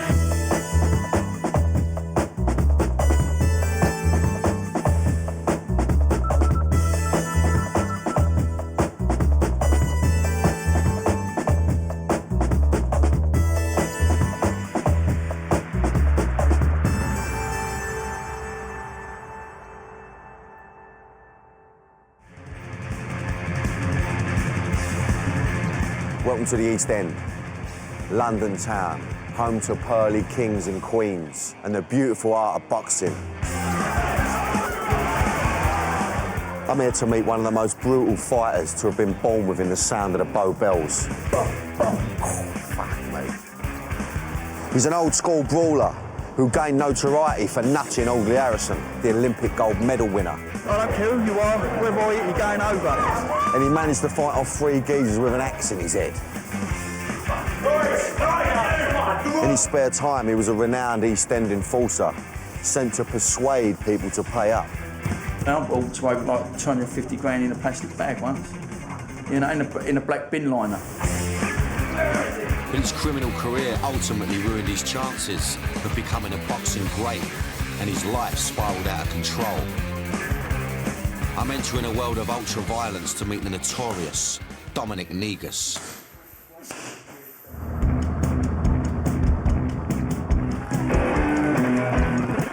Dominic Negus is a man with a colourful past. He was a champion boxer, whilst at the same time working as a gangland enforcer and debt collector. A fighter as comfortable with a baseball bat as with his fists. Dom's got a toe in both camps. He's a face, a proper person who can fight. On the doors, his love of violence was noticed by the criminal kingpins, and he became the most respected debt collector and ruthless enforcer in the East End. A lot of people, to be honest with you, you know what I mean? Normally every other day someone copped a right hand, it was something or other.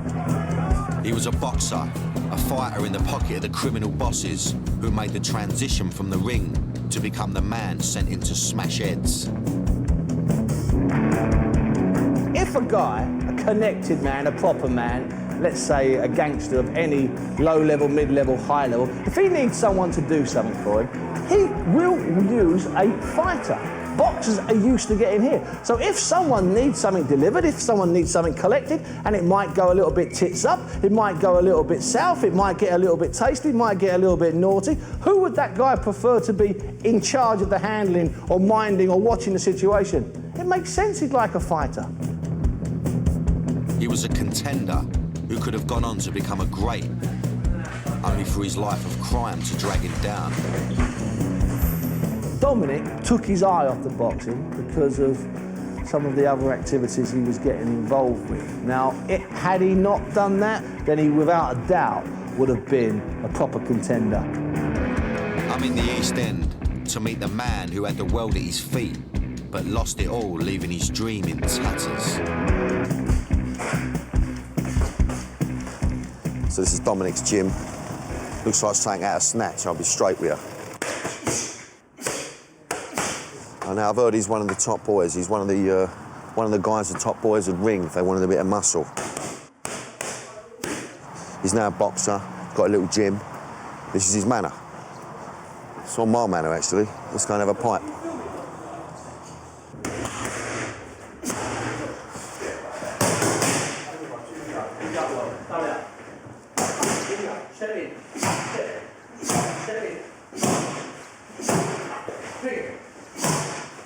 So naughty dig. Angles.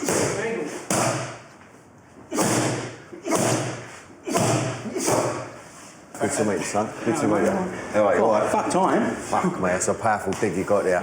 What you got planned a bit of day then, son? Well, don't we have a little bit of a tour around. There's an old pub we used to hang about. I mean, obviously, I don't go out no more, you know what I mean? It's not so much for my health, but for other people's health, I don't. To be honest, I used to turn up on the old, when I used to have a booze. But yeah, the sort of pub we used to hang about, we'll go down there. Perhaps a few of the boys will be down now. Okay.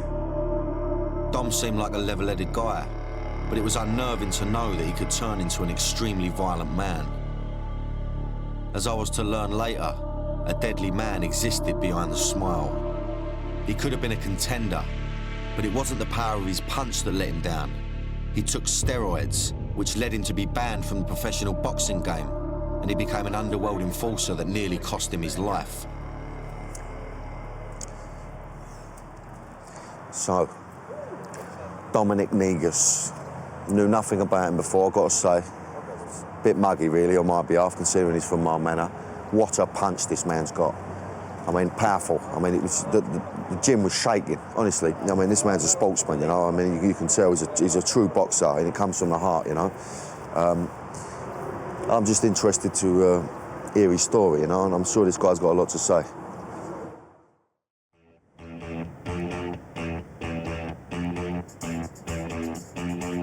I'm in Bethnal Green, London, with boxer and notorious gangland enforcer Dominic Negus, the man who ruled the East End debt collection world with an iron fist. He's fought over 60 bouts as an amateur and pro, winning 45 times. Born and bred in the heart of the East End, he's a Bethnal boy who grew up in an area known for its skilled pugilists.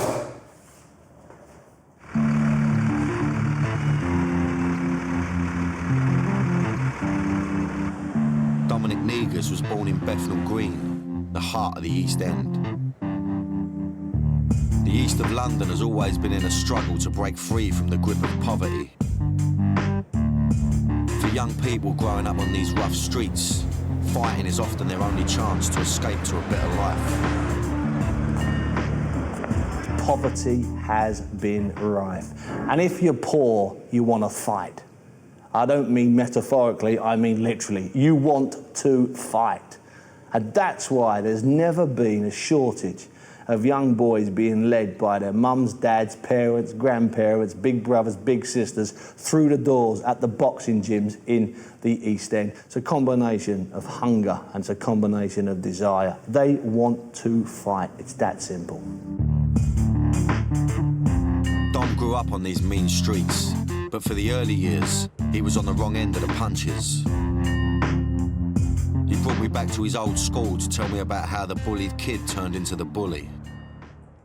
So what sort of character was you in school then? Was you a lump in school or what? No, I at school. I was a tubby little kid with glasses and curly hair and got the shit kicked out of me and like you're doing it to finish and become a bit of a worm that turn, don't you? But it all changed for Dom when he entered a boxing gym.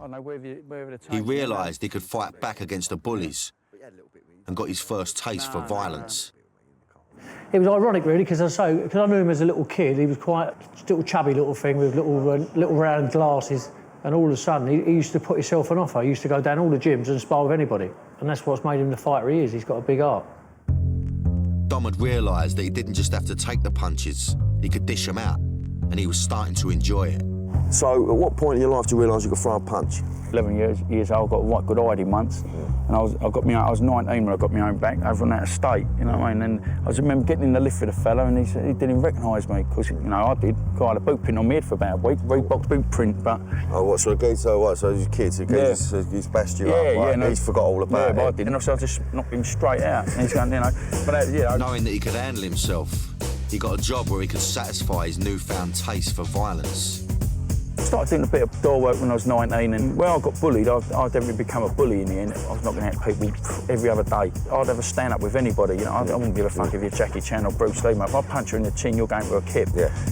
You know, you go Thursday, Friday, Saturday. After years of being bullied, he was finally getting the respect he craved. Well, I loved the reputation. It was like the fact you go to nightclubs, never had to pay for nothing, all of a sudden everyone's doing that, especially like you go Marbella, all the boys will be out there, come on, go, they really like you. They just think, well, keep him out, because if he gets on the booze, he'll turn and end up throwing us over the balcony.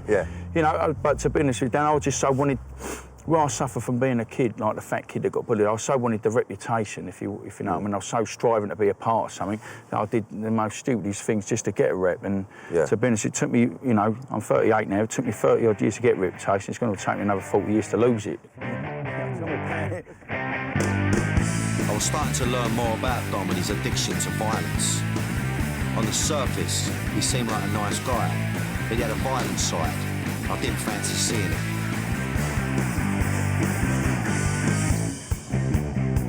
He began to make a name for himself as a young boxer with a hot head. His quick temper became a feature of his doorman career. When the red mist came down, anything could happen.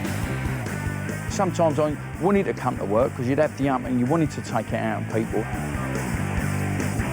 Dusters, hammers, that your backs, get that across your head. Dom enjoyed the boxing, but at heart, he was a street fighter, and on the doors he could vent his rage. One night when two people took advantage, he dealt with them in his own special way. We've had a bit of a scrap, not a scrap, but a bit of a bundle. And as we've gone over on the floor, because I've got the geezer like that and I wouldn't let him go, and of course the other geezer started kicking at me, so all I did was bit the geezer's cheek. You know what I mean? I just, you know, and of course he got up, he's run off screaming. I had this bit of thing in my mouth, you know what I mean? It wasn't very nice.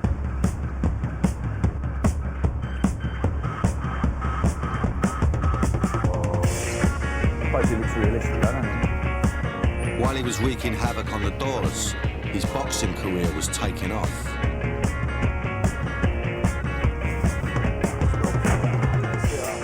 He got offered a professional contract and a chance to fight at the spiritual home of British boxing, the legendary York Hall. The beautiful York Hall, look at this. What a gaff this is, mate. York Hall, in my opinion, is the most famous boxing venue in Great Britain. So that makes it the most famous boxing venue in Europe. And I think the only place that can compete with it for name is Madison Square Garden in New York. York Hall in Bethnal Green has always been the iconic location for British boxing. Fighters including Chris Eubank, Nigel Benn, Lennox Lewis and Frank Bruno all boxed here. This is where Dom had his first pro fight, going on to box here 6 times, winning 4 by way of knockout. It was here he made his name as an East End boxing great, eventually becoming a title contender. What would you say York Hall means to boxing? Well, it seemed like the mecca of boxing, wasn't it? I mean, all the top boys have boxed here. When you come out and walk through and of course your music goes off and the place goes absolutely potty. I normally get there, I've got a big smile on my face, because once that bell rings and it's just down to business. I mean, I just love fighting, you know, I mean, to be honest with you, you know, I'm good at it.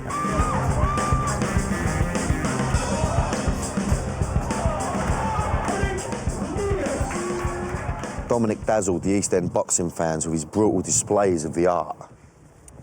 He won his first 7 professional fights, but soon caught the eye of shadier fight fans for whom violence was more than a sport.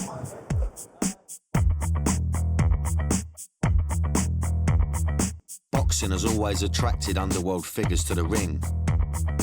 The notorious Craze were big fans of the game after being dragged to the gym by their mum when they were unruly teenagers.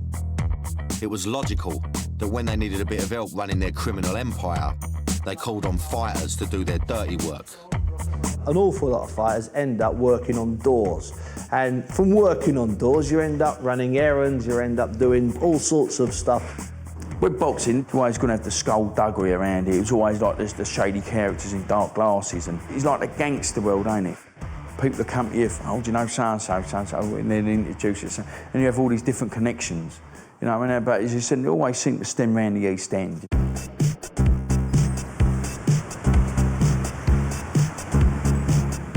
Crime bosses began to take an interest in Dom. It wasn't long before he took up his 3rd career, only this time it was on the wrong side of the law. His other jobs as a boxer and doorman weren't paying enough, and the law of easy money tempted him to become a gangland enforcer. And it was such an easy transition. As soon as I got into the boxing and doing the door work, then everything else started coming. It was just, you know, just all spiraled into it. between working on the doors and training for his pro fights, he began to collect debts owed to crime bosses. For Dominic, it was an opportunity to make a pound note and to indulge his vicious side. You know, I was willing to do anything. You know, I'll take on the crappiest jobs you can imagine, going to, you know, get money off of scumbags, because I was so eager to prove myself. And you were willing to go into battle and put yourself on the line because you wanted this reputation. This was clearly a major step for Dom to take, from a legit boxer on the verge of greatness to becoming an underworld figure. I wanted to find out what it took to become a gangland enforcer, so I agreed to meet some of his old crew down at his local. So, coming to meet Dom, his local boozer, come to meet a few of his pals from the old school. Pals he used to run about, do a bit of debt collecting with. I've got no idea about them, but I know they're obviously going to be big lumps, you know what I mean? Now, you know, I've got a bit of dough around me, I'm going to get around in. I don't want them to think I'm a lunch. But the pub had to be called the Gunmakers, didn't it?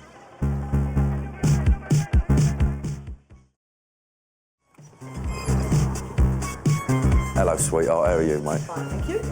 Can I get a nice little, I might have a little pint of Stella, as it happens.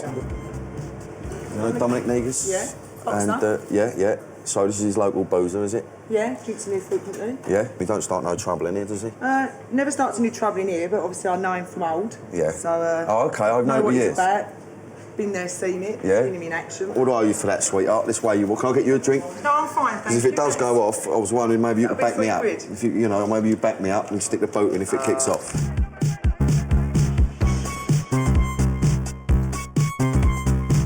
I still have a mouthful of my Yuri Geller.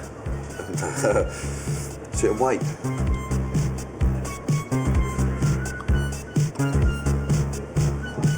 Thought I was going to down that then, didn't ya? You think I'm a pisshead?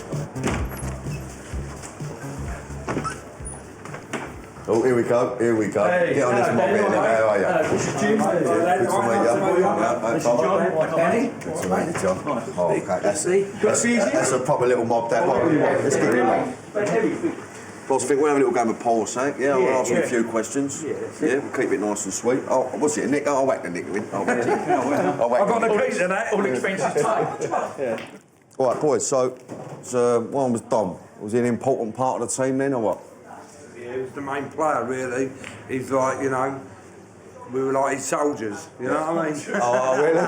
Yeah, he was the main man. But only the, you know, people just had to pay whatever they owed, you know what I mean? They got rough, we got rough with it. How much was, you know, violence, you know, part of the job? Mainly we go around and just like be civil with you and say like, you know, you owe this debt, you got to pay it, and that was it. If you didn't pay it and you got salsa, you got a right hander. End of the matter, isn't it? Funny, you're right handers, bloody hell. Must let my mum whack you. I don't find that hard to believe, to be fair. So tell me a little bit about the first debt you collected. I do remember one of the jobs, well, one of the first ones, yeah, it got a bit messy, because I didn't really know how to play the part, if you know what I mean. It was, as far as I'm concerned, we knocked on the door, and all I did, as soon as you knocked on the door, I whacked the geezer. And then my mate straight away goes, but give me due, he paid the money straight away. My mate was doing his nut, he was going, fucking hell, Dom's a bit strong. So as soon as that door was open... I just cracked him, boom, right hander, and that was it. And to be honest, hopefully you see earlier, I ain't got a bad right hand on me, you know what I mean? So... No, I was going to say. What would you say was the biggest amount of dough you collected? Oh man, I walked away with people like 250 grand in a plastic bag once. You know, in a black bin liner. I mean, you know, I don't know how much you get with your film rolls, mate. I mean, but I'm telling you something. I'm sure you know, 250 fucking grand. Not yet, anyway. No, you're fucking living up, Bit of chocolate. But the crew's debt collecting soon caught the attention of the old Bill, and Dom's lieutenant Jimmy got busted. Got to go. Tell me a little bit about, you know, you got nicked, done a bit of bird over it. I mean, what happened there? Well, I went round someone's house, a couple of brothers' houses in there, and they owed my pal a bit of money. Yeah. So he said to me, you go and collect the debt. He said, and you get half of the money. So I went round there with one of my pals, and... what a bit of dough was it, or? 30 grand it was. Started walking up the road all of a sudden, whoosh, whoosh, whoosh. Police cars everywhere, machine guns and everything, the old Bill. Anyway, nicked me and cuffed me, and nicked me for demanding money with menaces. and they give me 14 years. If I was a nonce, I'll fucking get 2 months. That's what I'm saying, You know what I mean? There's no justice. There's no justice. Squawk up here a little bit.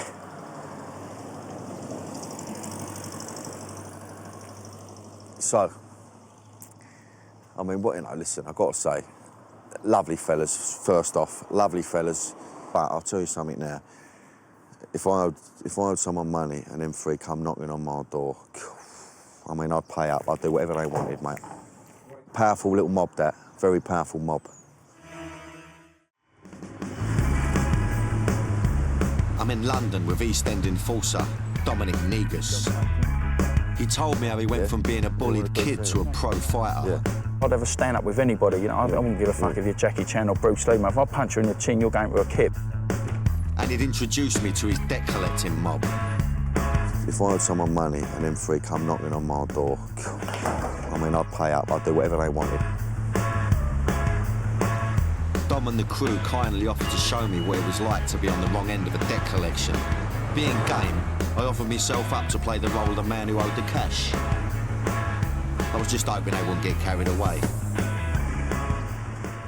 So, Dom and the boys, they're going to show me a bit how this debt collecting thing works. A bit of role play for a start, you know, so it's just a bit of role play. Don't take it too seriously at home, all right? Now, I owe them 20 grand, we're saying. They're going to knock on my door, they're going to go through the motions. We used to be so blinkered about things because that's what we did, you know what I mean? We were debt collectors, but also, we would say debt collectors, you know what we were? We were more negotiators, you know, hard, iron fist negotiators. I'm not sure this is how the Halifax would have dealt with it, all right? Sort his mugs out. You Danny? Yes, mate. Yeah, mate, you all right? Mind if we come in? Yeah, all right, no, come in, yeah, no problem, yeah. Seen some horrible things I wouldn't even want to, I'm not going to talk about. And I used to get a kick out of it because I was bloody good at it, because I was so blinkered about things, I wouldn't give a toss, you know what I mean? People getting cut and things like that, and I wouldn't give a monkeys, you know what I mean? Because that's how it was, you know, people getting their heads kicked in and, you know, people getting knocked out, and it was just every day. It become every day, it's such an everyday occurrence, it was just the norm. What's that? Hold up a minute, mate, hold up a minute. Hold up. Joe sent us round. Yeah, no, listen, I'm 20 grand for the murk. The crew used to collect money on behalf of the crime bosses from people who couldn't go to the banks or the police.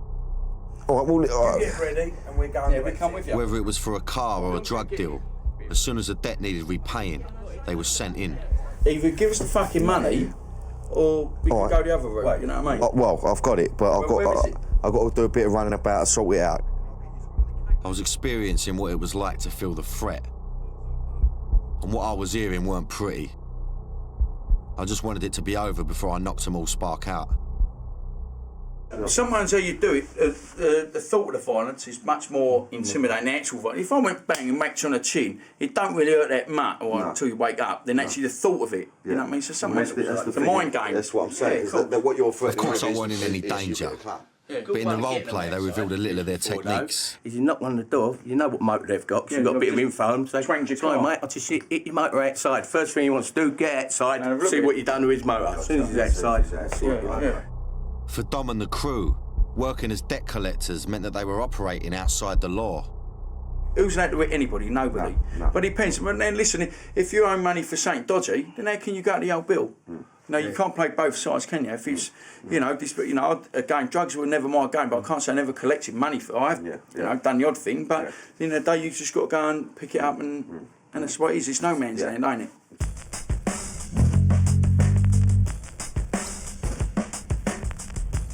The men they collected debts from couldn't call the police. They had to suffer the consequences like beatings and stabbings.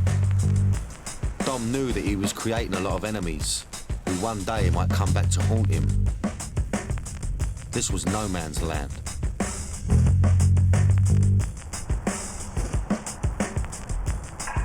Dom was also keen for me to see him in action in the ring.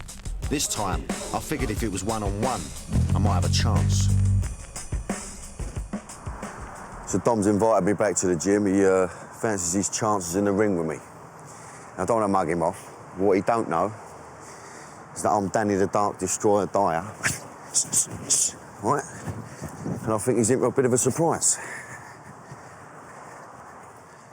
Hey up there. Dominic Niggers, ladies and gentlemen. How are you, son? Good, mate. Okay, mate. Sweet as, son. Sweet as. So I've got quite a few digs at you, I think. You've got to take it easy. Yeah, you've been getting a bit leery lately, so... I've got some nice gloves for you, mate. You know, mate. No, I thought they'd go with a smother. No, it's all right. Dom didn't fancy a proper sparring session with me, but he agreed to let me throw a few punches at him. See what you've got, Dan. See what you do. See what he's about this week. Bum. Ain't too bad, Dan. Cheers, good man. Lovely. Clearly I was a different class. Me movement, me air, me smell. But me fitness needed a bit of work. You're getting a sweat up, mate. Is that in the contract? No, is it fuck? I'm earning me dough on this one. I'm fucking earning me dough. Yeah, oh, that was going. I felt it was only proper to repay the favour. Right, let's have a swap over there. Go on, right? yeah, You're go on. gonna fucking beat the out of me now over the fucking ring. And I also wanted to feel the power of these infamous niggers right-handers. Let's just feel the false. I've got to feel the false, you know, really. Let me feel a quart with the false. That's it. Oh, fuck me. That's it. I felt that wind and going right across my boat. Even at a quarter power, Dom was hitting me like a train, so I was pleased to hear the bell and get out there with my arms still attached to my body. Fuck it, hell. That's nothing, that. Well in for that, son. I felt a bit of the power there. Right, I'm ready now to go and have it up with people. Joking. He was obviously still a very powerful machine, but back in August 2002, he was at his peak and he'd hit the big time. Having won 4 consecutive fights at cruiserweight, he stepped up to heavyweight for the biggest fight of his life against Audley Harrison, the great British hope of boxing and Olympic gold medal winner. Behind the scenes, Dom was still heavily involved working as an enforcer, but this was the biggest fight of his career, live on the BBC. This fight on paper was supposed to be the biggest fight of my life. It's supposed to be the stepping stone onto better things, because I was certain I was going to win. I'm not coming to this fight thinking it's going to be easy, you know what I mean? But it's going to be an hard fight, it's going to be a hard fight for both of us. And as Audley was saying, I'm expecting to come out victorious. But Audley wasn't impressed with Dom. Got a title, he's WBU, one of them titles, Super Cruiserweight Champion. He's been around. He was the underdog, expected to take a fall, but that was far from his mind. What did you say to Uncle you a fall guy? I'm sorry, you have somebody see, mate. Bang, yeah, I'll see you later. On the night at Wembley Arena, Dom entered the ring full of confidence. But as the fight entered the 4th round, he slipped and he went down on one knee. I'm half down, and if you see next minute, he just walks off like this and walks straight back and... Audley had won the first 3 rounds, but then he hit Dom when he was down. Audley did something stupid. He tried to mock him in front of millions watching on BBC and a couple of thousand in the arena. Instead of Audley just sticking to the boxing, outboxing Dom, smothering Dom and winning on points, he tried to laugh and be cocky. At the peak of his career, in front of the watching millions, Dom snapped and the rage took over. He's, you know, so smarmy. Like, he would say, well, come on then. I said, well, come on then. So I spat my gum shield out and nutted him. And that was, to be honest, the only bruise I had was nutting him, you know. Dom steams in, tries to bite him, tries to butt him, pushes him over. All he didn't do was kick him. Dom narrowly avoided disqualification, and Audley went on to win the fight on points. But after the fight, the talk wasn't only about the headbutt. In an after-fight drugs test, Dom had tested positive for a banned steroid. I cheated, to be honest. They expected me coming at 14, 15 stone. I had a little bit of help and walked in at 17 stone and looked like bleeding Arnold Schwarzenegger. Dom was subsequently banned from the pro fight game, dashing his hopes of becoming a champion. But it wasn't only the steroids that led to his downfall. It was also his parallel career as a gangland enforcer. Was you involved with a bit of crime with the other thing at the time? So if I'm being honest with you, if I was as focused as I am now on sport, you know, things would have been different, you know what I mean? But I was so busy wrapped up with other things that, you know. His training had suffered because of his criminal career, and he felt he needed to cheat to catch up. Had he not got involved with all sorts of stuff away from the ring, then he, without a doubt, would have been a proper contender. Having ruined his chances in the pro game, Dom threw himself into his career as a gangland enforcer. The training sessions became less frequent, and the iron fist enforcing became his #1 priority. But Dom's violent attitude started to piss a lot of people off, and they decided that he needed to be taken out. In April 2004, an incident in a cramped changing room in a 5-star gym in Harold Hill went on to change his life forever. Dom's returning for the first time since he was nearly killed to talk me through exactly what happened. Oh, small in here, isn't it? Well, yeah, it was a bit cramped that night, I've got to be honest with you. After a heavy session on the pads, Dom returned to the changing room. What he didn't know was that 3 men armed with a baseball bat, a gun and an axe had entered the gym looking for him. Door kicked open, shouting, screaming, Dominic, ah! I fucking turned around like that, and I'm basically standing where you are. There's a big lump there, and the geezer about my stamp, and a little fella. And the little fella's also pulled out his, pulled a gun out, it's gone like that, and the first thing I went like that, I thought, what are you going to do with that?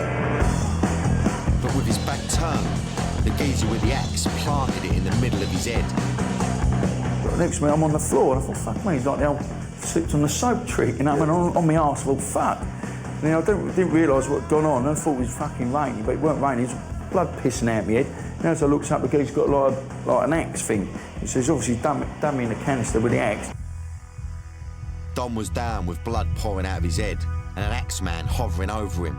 But all he could think about was his reputation. I think, fucking hell, he's supposed to be naughty on your arse. As I went to get up, as I gone like, he's trying to do me again, and so it got stuck in my hand.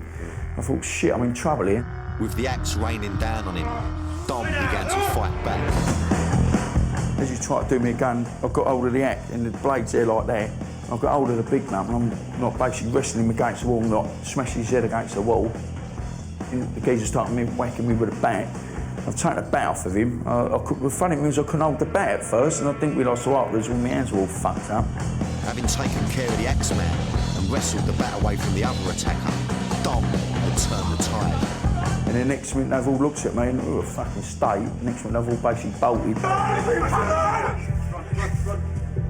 Having fought off 3 armed attackers, Dom was left with a fractured skull and over 60 stitches in his head, arm and hand.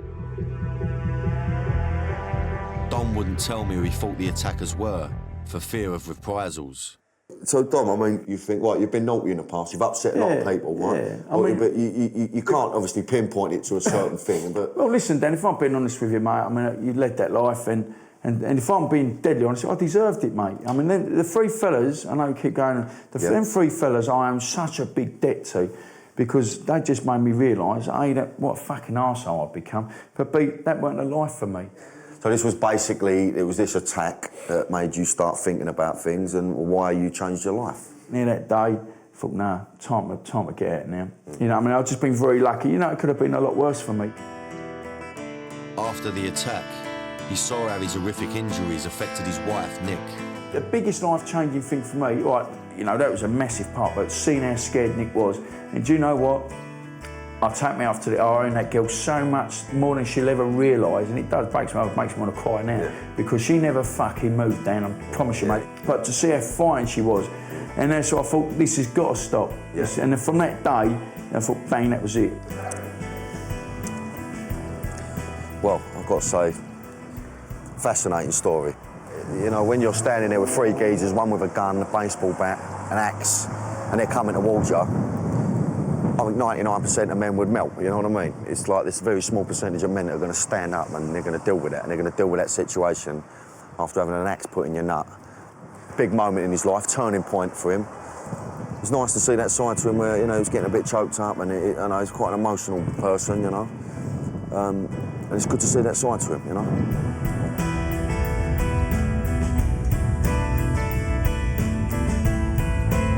While his family gathered round him in hospital, he realised just how important they were.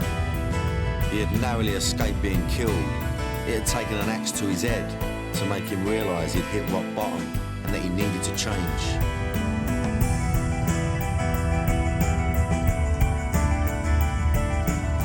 immediately brought an end to his life of crime, something that had cost him his pro boxing career and a shot at the big time and nearly his life.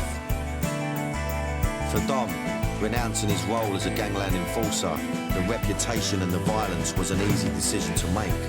But being a fighter was in his heart, so it didn't surprise me he'd found something else to channel the rage inside.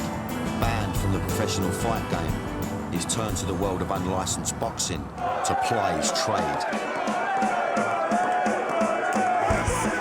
Unlicensed boxing is a mishmash of styles and levels. The unlicensed game falls into several categories. You've got the unlicensed straighteners that take place in fields or in the backs of pubs, and they're fairly brutal, they're fairly nasty. Then you've got the very organised unlicensed business. And what you have in the ring then is you have fighters that have been banned from boxing under British Boxing Board of Control licence, thus the expression unlicensed. At the more brutal end is a no-holds-barred battle where knees, elbows and headbutts aren't uncommon.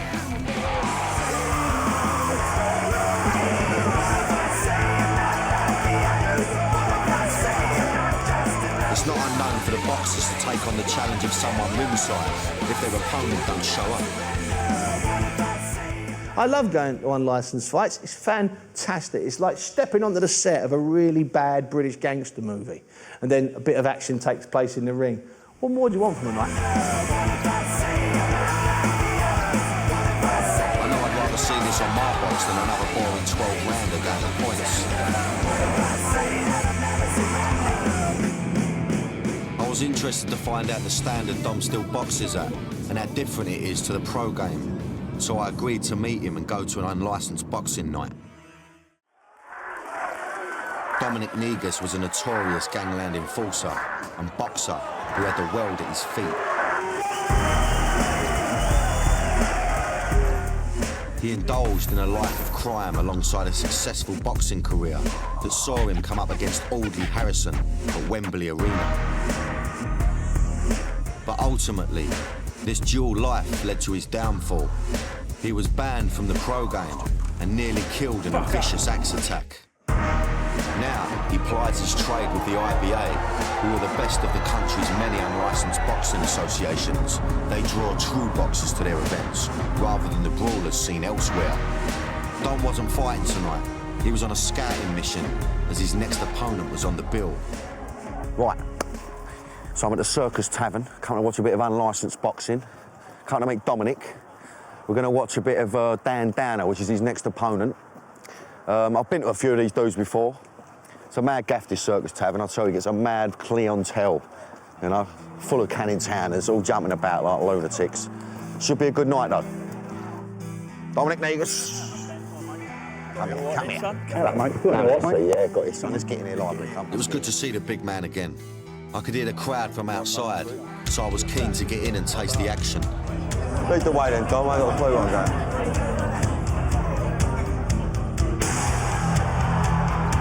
Every Friday night, 3,000 rowdy fight fans gather to cheer on the fighters turning the Circus Tavern into a gladiatorial arena. Dom's their prize fighter and former world champion, so he had a bit of clout. I could smell a heady mixture of Old Spice and sweat as we walked through into the VIP stage and took our places amongst some top boys, including former bare-knuckle boxing champion Roy Pretty Boy Shaw. Fucking hell, boy. It was an impressive night. The ring's smaller than the pro game, which means it's harder for the fighters to hide, and you see a lot more action. What's it, Gal? He fucking knocked him out in a minute. Oh, look, he's fucking...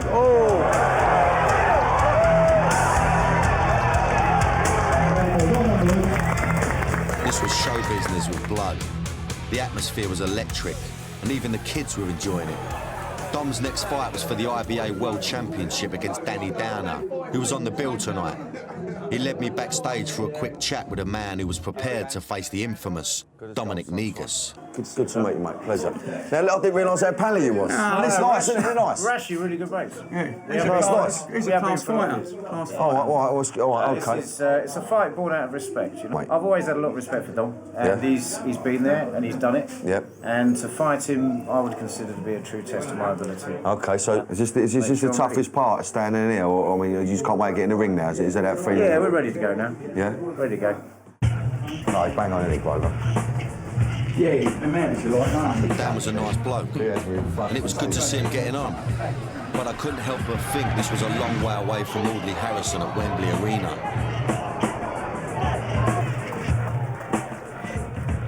Please welcome from Marlow, Dan Dyer.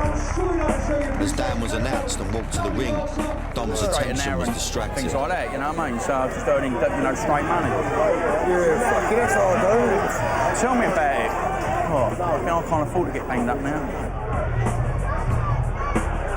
For a man who was once so embedded in the criminal underworld, escaping that life was always going to be difficult.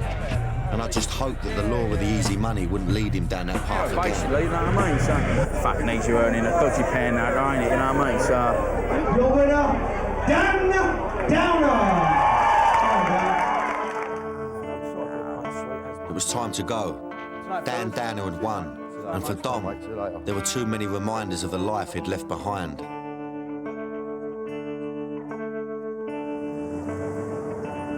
Having led the life Dom had lived, it wasn't surprising that he would be constantly reminded of his vicious past. I wanted to meet up with him for the last time, to find out whether he could really turn his back on his old life and the law of easy money, and what the future held for this former gangland enforcer.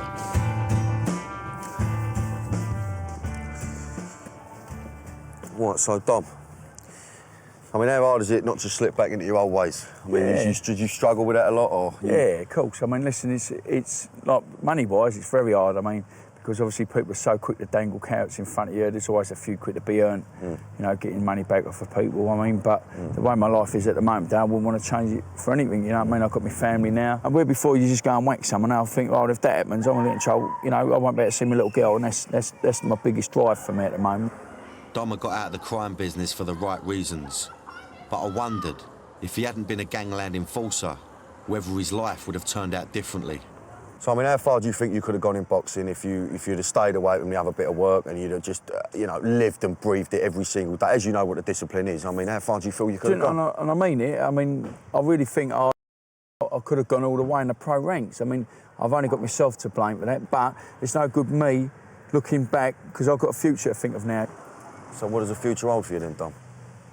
It's day at a time, really. You know, all I want to be able to do is like be able to earn a straight bit of money, like I'm doing, have a mortgage and have an house, and let the kids be proud of me. I believe that he could have got on to become a great in the boxing world if he hadn't have got involved so heavily as a gangland enforcer. I was pleased he'd seen the light and was now living straight for his family. Hopefully, in the future, he won't slip back into a criminal career that very nearly cost him his life. I'm Danny Dyer.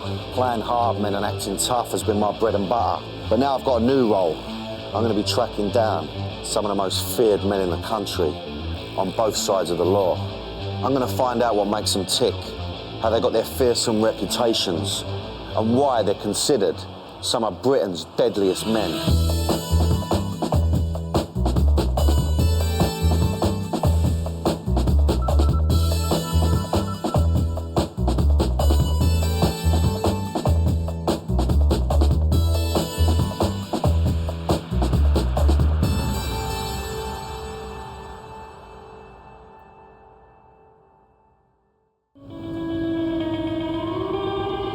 He's been a football hooligan,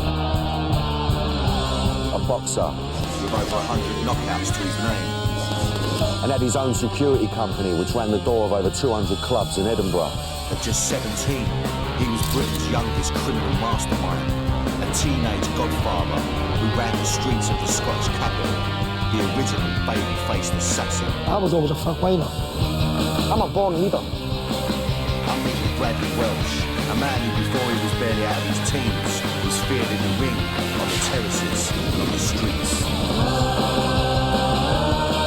And whose young life of crime and violence ultimately led him to jail.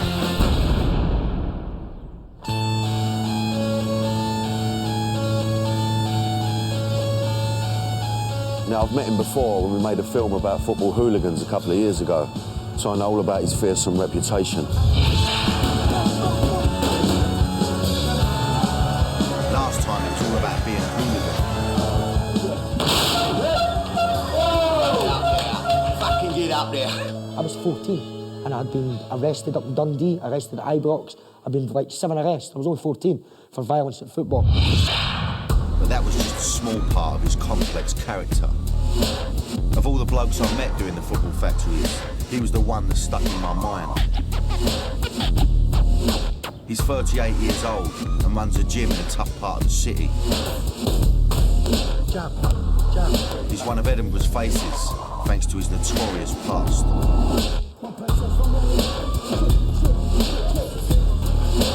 Brad's a force of nature. I mean, he's one of these guys that you'll maybe meet 2 or 3 of them in a lifetime. Scary, man. Just scary. Good to see you, Brad. It's been a while, mate. Oh, cheers. It must take something special to be a big player in the criminal underworld before you're old enough to buy a drink. So I've come back to get the rest of his story. So obviously, look, it's going to be nice to spend a bit of time with you properly, you know. Come up here and we'll show a bit of Edinburgh. It's a beautiful city, as you can see. Yeah. We'll maybe take you a wee bit of the sort of part of the cities that people don't see, yeah? Yeah. And the underbelly a wee bit, yeah? Yeah. Have a look here. Already I'm remembering that Bradley's brain works at 100 miles an hour and he wants to cram in as much as possible. He's eager to tell me everything about the city, but will he be as keen to talk about himself? He's going to give me a tour of Edinburgh, but what I really want is a tour of inside Bradley's head. Now, I just don't know how far he's going to let go. I just get a sense that he's holding back a little bit, you know, which doesn't surprise me, really. I get the feeling that Bradley isn't proud of his criminal past, and now that he's a reformed character, he doesn't want to be seen bragging about his exploits. So what, if anything, am I going to find out? In 1970, Bradley Welsh was born to working-class parents in a deprived area to the southwest of Edinburgh. He's taken me back there to see the place where he grew up.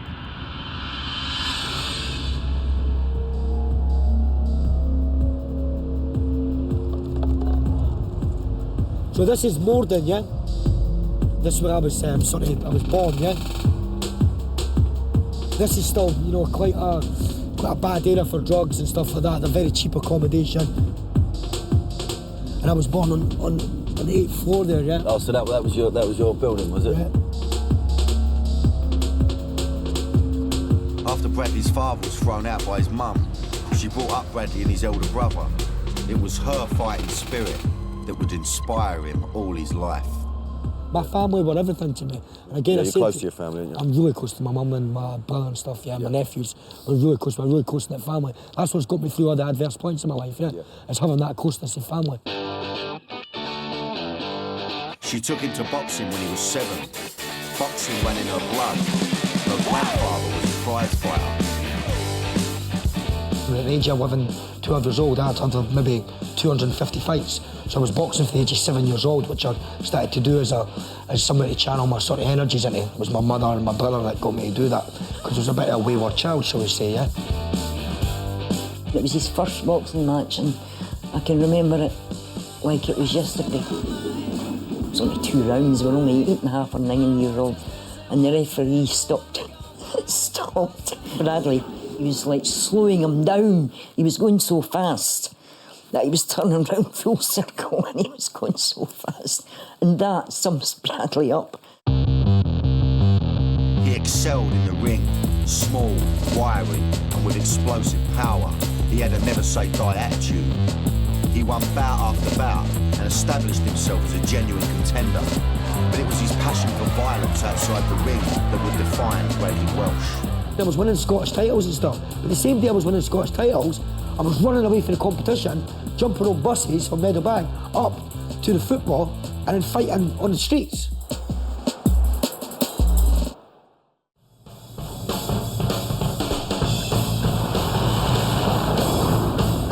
I'm up in Edinburgh with Bradley Welsh, a football hooligan leader at 12, a champion boxer by 15, and a gangster before he could vote. Back in the day, the very mention of his name struck fear into people.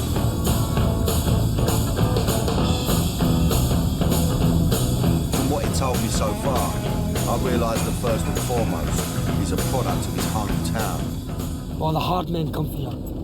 All the hard kids come from here. All the ladies that are good workers, good grafters, good earners, and they can all fight. They can all fight with their hands, yeah? There's something in the genetics up here, yeah? Because if you can't fight, you didn't survive up here. Simple as that. Just like Bradley, there's a violent side to Edinburgh that the guidebooks definitely don't tell you about.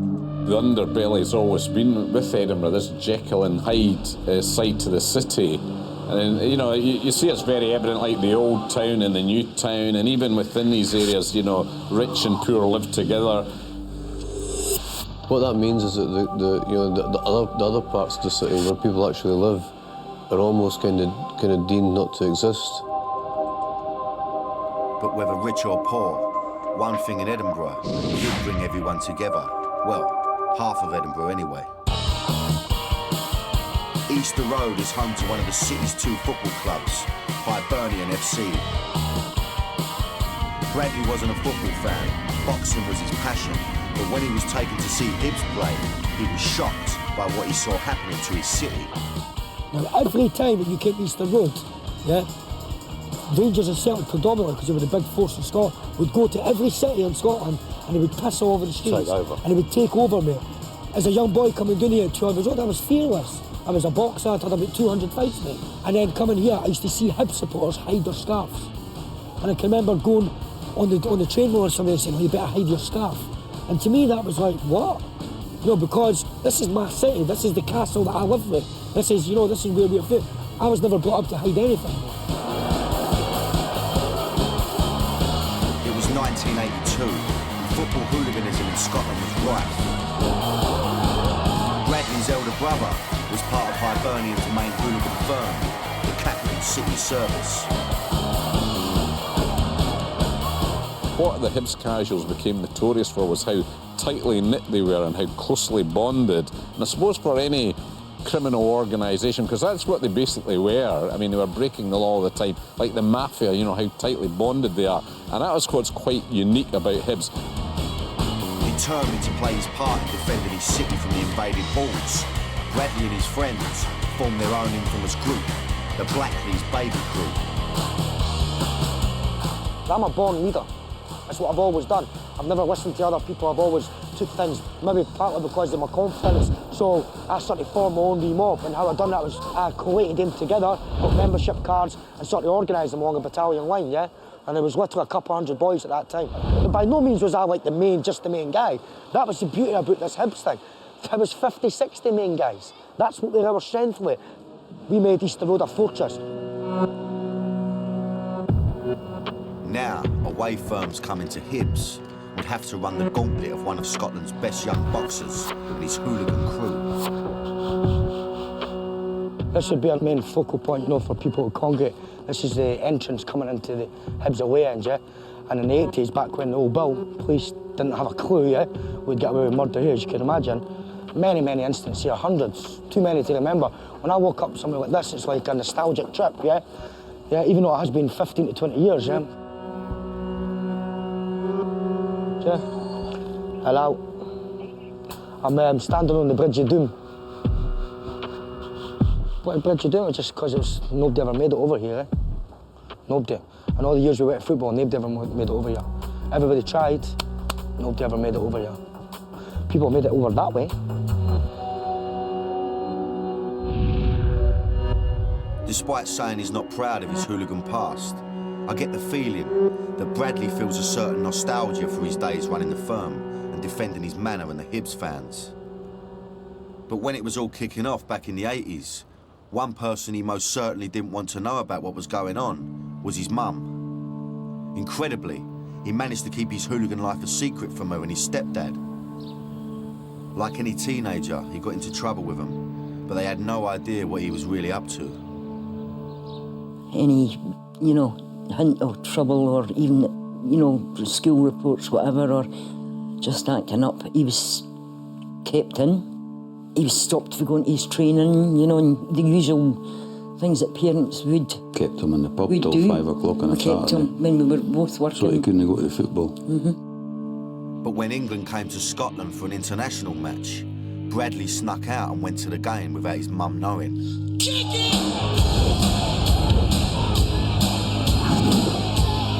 And what happened made him front page news. You gotta fight for your right to play. There's a picture, and it's got England at the bottom, Scotland at the top, and it's got a no man's land, and I'm standing in no man's land with a big stick, and there's a policeman grabbing me like this. Scotland v England was a major battle, and he was a boy in a man's world who could more than hold his own. At the age of 45, I wasn't a great fighter. I was 8.5 stone. A 15-stone man's going to beat me. You know what I mean? But I could punch and I could knock people out. So I was always going to football and chinning people. There's a few times I've seen big guys be like, who are you? And before you'd even got their hands out of the pocket, they were on the deck. And he was a young boy at the time, He may have been at the centre of an international hooligan incident, but he still had to be home for his team. I got on the train at half-time, got back to Edinburgh, clearly the game's just finishing, and I've walked into my mum and stepdad's pub as if, I've just been up to them, thinking I beat them. That morning, Sunday, they worked in they owned a pub, so I'd be in the pub till late at night, 12 o'clock. The Sunday Mail papers came round. And on the papers, what's on the front page? Me standing on the front page, like that, hooligans and stuff like that. I had to cut the paper, take the photos of it, and leave the papers in the pub. So my mum wouldn't know. But as Bradley explained to me, being a hooligan was not just about fighting. You had to look the part too. The Bother Boys skinhead image of the 60s and 70s was old hat. Bradley and his pals needed to get hold of designer clothing, which was the new uniform of the hooligan. But the kind of labels you had to be seen in didn't come cheap. And obviously fashion was a huge thing for a lot of the protagonists that were involved at the time. And being a young kid, you couldn't often afford these things, especially coming from the kind of broken home that I did and stuff. My mum provided everything for us. She was unaware about having the need to have a £100 Armani jumper. So we'd mob and we'd rob, Mobbing and a robbing does pretty much what it says on the tin. We started doing organised smash and grabs. So you had Jenner's department store in Edinburgh, and it was probably it had sold a lot of sort of nice gear at the time that they would have jumpers at £90. But you couldn't afford them. So how do you get them? You go to steal them. But you don't go in the shop and steal them. You wait till night time, there's nobody in the shop, and you and your pals, 20 years, organise the streets, and then you go and you smash the window and you climb in the store and you help yourself. And Jenner's got done maybe about 20 times in about a year. Dressed up to the nines, the Hybe's crew began to travel Scotland. They were young, cocky and fearless. It was excitement, it was enjoyment. We're going away with your pals, walking through the centre of Glasgow, singing to the Addams Family. Do you remember the Addams Family? Singing the Addams Family, the Hybe's family, da-da-da-da, ooh, ooh, da-da. And 10,000 shoppers are going, who are these people coming into our sacred city? It was clear that running the crew was no longer just about football. Thanks to his firm, he was making money by selling the expensive designer clothing on the black market. But the profits from their mobbing and a robbing were relatively small time. Bradley was aware of the fear that the Hybe's crew had instilled in Edinburgh.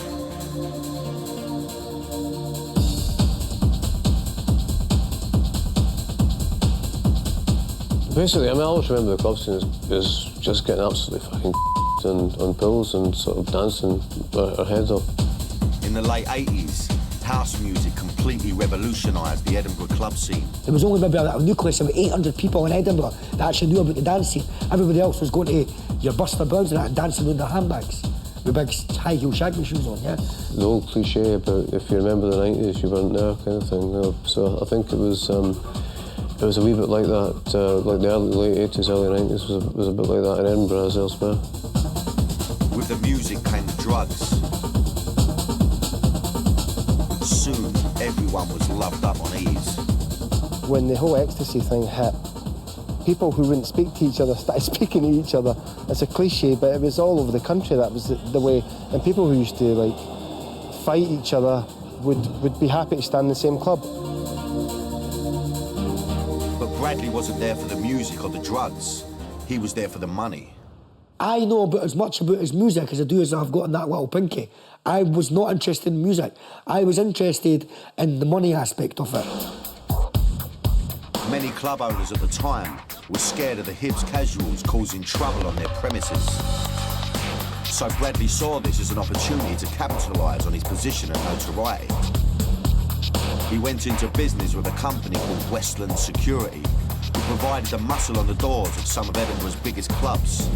But Westland wanted more contracts, and Bradley's role was to go and get them. Edinburgh was known for, its casual thing, mate. And I just saw the opportunity with that there, yeah? All these bar and club owners that were sort of, hiring security to try and keep these supposed troublemakers out. So I went out there and overnight, maybe got them 3/4 of the doors in Edinburgh. Before long, the doors of most of Edinburgh's clubs were controlled by Bradley and Westland. Because I was in the overdrive now. I was 17 years old, just turning 18, and I thought I was Don Corleone. I thought that this is it, I can do whatever I want. I was fearless, I was being predacious with people, overpowering people, and I was a kick, you know what I mean? Bradley hadn't just been running the doors, he also had a vested interest in the success of certain venues. He was putting on his own nights at some of the clubs and coining it in. He wanted his nights to do well and competing nights to foul, and he was in a position to make it happen. So if this place was going to come up in competition, my objective was to fuck the place, was to annihilate it and get it closed down. This is 1988, yeah? And there's 3 clubs in competition. Then if there are 2 clubs or 3 clubs and all there, then you've got all the prize. So running the door, I mean, being on the door anyway, at 17, did anyone try and take the piss, do you know what I mean? Because they just thought you was fucking... Of course they did. Do you know what I mean? Yeah, it was like, out the way, son. Yeah. He'd ended up running the doors of hundreds of clubs across the city. I find it astonishing that at the age of 17, he was a major kingpin in Edinburgh's shady underworld. Brad did have a reputation in and around town. Sometimes I think with any reputation it kind of blows itself out of all proportion depending on who's telling the story and what the audience is. But for sure Brad could handle himself, could take care of himself, and at points where it was necessary, I'm sure he did, and I'm sure he looked out for our club interest and his own, so. Bradley was starting to use more and more extreme measures to muscle his way into business. He was even rumoured to be using guns. Well, I'd done that for the end of one of them, for a gun basically, and a word, yeah? But I would know something, I would rather have a gun in my hand than a kind word, yeah? So, and it was wrong what I'd done, but I just basically took the competition out of the game, yeah? I was more psychological than I was ever with violence, because the fear of something's always worse than the actual event itself, yeah? And what I'd done was I was very good at climbing inside people's heads and taking control of them and making them do what I wanted them to do.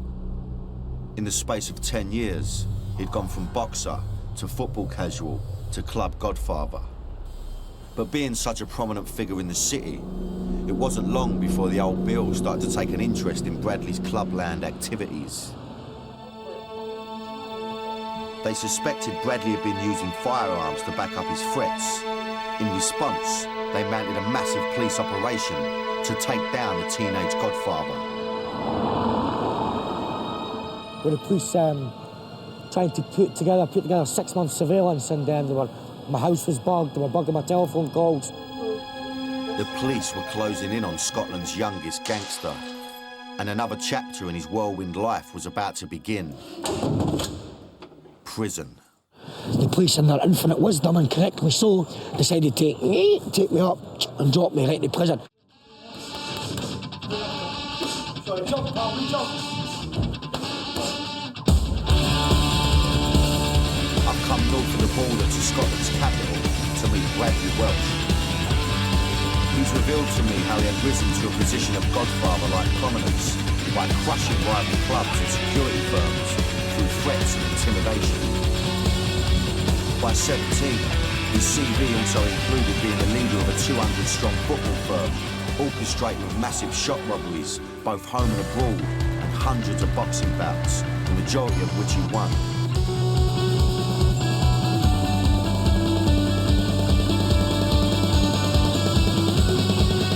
But as I was going to discover, the party was about to come to an end. The Police had been tracking Bradley for 6 months and had even bugged his telephone. His and his mum's world was about to come crashing down. I can remember it like it was yesterday. You were at your work. I was just finishing work in the Haymarket bar, and a friend came to say that Bradley had been arrested that day, early that day, 11 or 12, I'm not quite sure what time it was. And that was the beginning of the whole nightmare. Unbeknown to his family, Bradley was in serious trouble. The biggest shock of my life when I was at home on my own. It was about a week after he had been arrested, and we still knew nothing at this time. And I knock at the door, and I was in the house myself, and there was 4 big 6-footers in suits with a warrant to search the house. And I'm probably what they call naive or whatever, let them in and let them search. At that time, I didn't know they were actually searching for, unbelievably, a gun. God almighty, unbelievable, so frightening. A case was brought against Bradley at Edinburgh High Court. Even though there was 3 main charges, they consisted of about 70 sub-charges. I can remember getting it, and nobody had seen the indictment when it came. It came through my cell door, and it nearly broke a hole in the floor, the size of it, yeah? I took it to my lawyer, and I looked it over, and he just turned the first page, turned the second page, kept turning the 3rd, 4th, 5th, 6th, 7th, 8th, 9th, 10th page, and he just said, I said, how's it looking? He went, you're fucked. The charges were very serious. They included extortion and demanding £5,000 at gunpoint. But he was cleared on both of these counts. His family expected him to be home later that evening. Alan stood waiting to hear the sentence, and he says to the lawyers, Bradley will be coming home tonight to the QC. And the QC replied to Alan and said, Alan, it's not over yet. It's brilliant news, it's a good result, but he's still got to, got to go back in here. So, and Alan said, no, I'll never forget his words. He says, Bradley will be having a steak pie at the all-night baker's tonight, along with us. But it wasn't to be. He was sentenced to 4 years in prison for possession of ammunition and menaces against an estate agent. The king of the club scene would spend his 21st birthday behind bars. It was total devastation. I remember the first night we both went home for the court, and you went into his bedroom, and it was like a death in the family. Hey, remember you saying that when you walked into his room, and the room was unusually clean and tidy, and that was it for nearly 4 years. Bradley's new accommodation was full of inmates from rival firms who knew him from his hooligan days. They had old scores to settle, and he received a warm Glaswegian welcome. And as I get there, I remember walking over the yard here to go to the Edinburgh side, and the next minute it was about 200 Glaswegians hanging out their window, shaking their bars and stuff, banging their thing with Brad Welsh, you're getting it in the morning, we'll see you, you're getting stabbed, you're getting this. And again, it just seems that all my life, my name and the reputation that's been following me about. The threats weren't empty. Bradley was forced to fight for survival and was punished by the wardens. I had certain problems I had to deal with from a violent side, yeah, which resulted in me being and being put in a place called the Digger, which is solitary confinement. And a couple of incidents that happened led to me being restrained in a straitjacket. It must have been tough for Bradley when he went inside. This was a bloke who had been in control of everything he'd done in his life up till now, whether it was in the ring or on the streets. And now he'd hit rock bottom, lying on the floor of a prison cell in a straitjacket, separated from his friends and family, he'd never felt more alone. Then suddenly, the simplest of things began to pick him up. I was lying in a prison cell in the middle of nowhere, God-forsaken, forgotten, lying thinking, what's happening? In a straitjacket, can't move, and this sack of mail came into the cell because I had to deliver it to me, and they opened it up and it all fell on the floor. Within Bradley's mail was a series of postcards from Hibs casuals sent to him whilst on a day out in London to meet the infamous Millwall. my brother and all his friends and stuff, and all my ex-friends were there as well. They took about 200 boys down to Millwall. It's well documented, and sort of Millwall at that time were perceived as the #1 numero uno of the football hooligan element. And the young Hibs mob, vibrant and boisterous as they were, went down and sort of caned them, shall we call it. As the lads travelled the length of the country, they'd sent postcards from every place they'd stopped along the way. And here I am lying on the floor, trying to turn the postcards over to read them. I had tears streaming down my eyes. The emotion that I felt at that time was unbelievable. It was overwhelming, to tell you the truth. It sort of made me think and reflect that, you know, if I had just stayed on that path and just been a normal football hooligan, then things would have been okay. But here I was looking at maybe potentially 15 years in prison. Great fighters always get back up. Bradley was about to do the same. We used to say, you're knocked down, you'll never be knocked out, you know, you'll come up again. Because you've got to, you know, stand up and... just get on. And so it was to be Bradley's first passion, boxing, that would get him back on his feet. All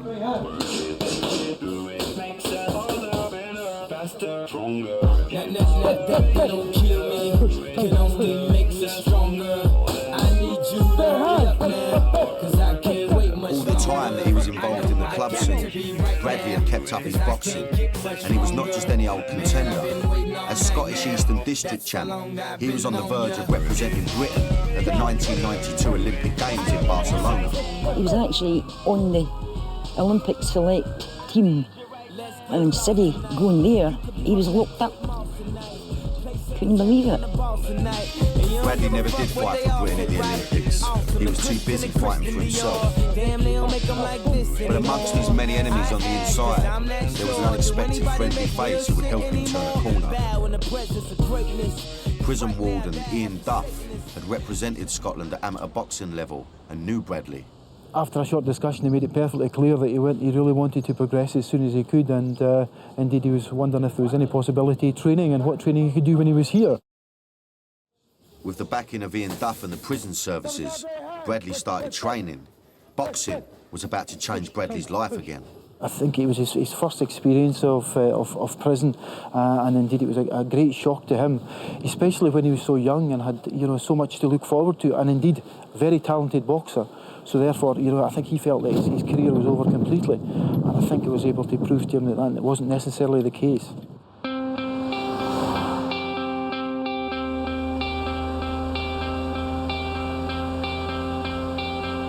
Today, Bradley's coming back to the prison where his rehabilitation began.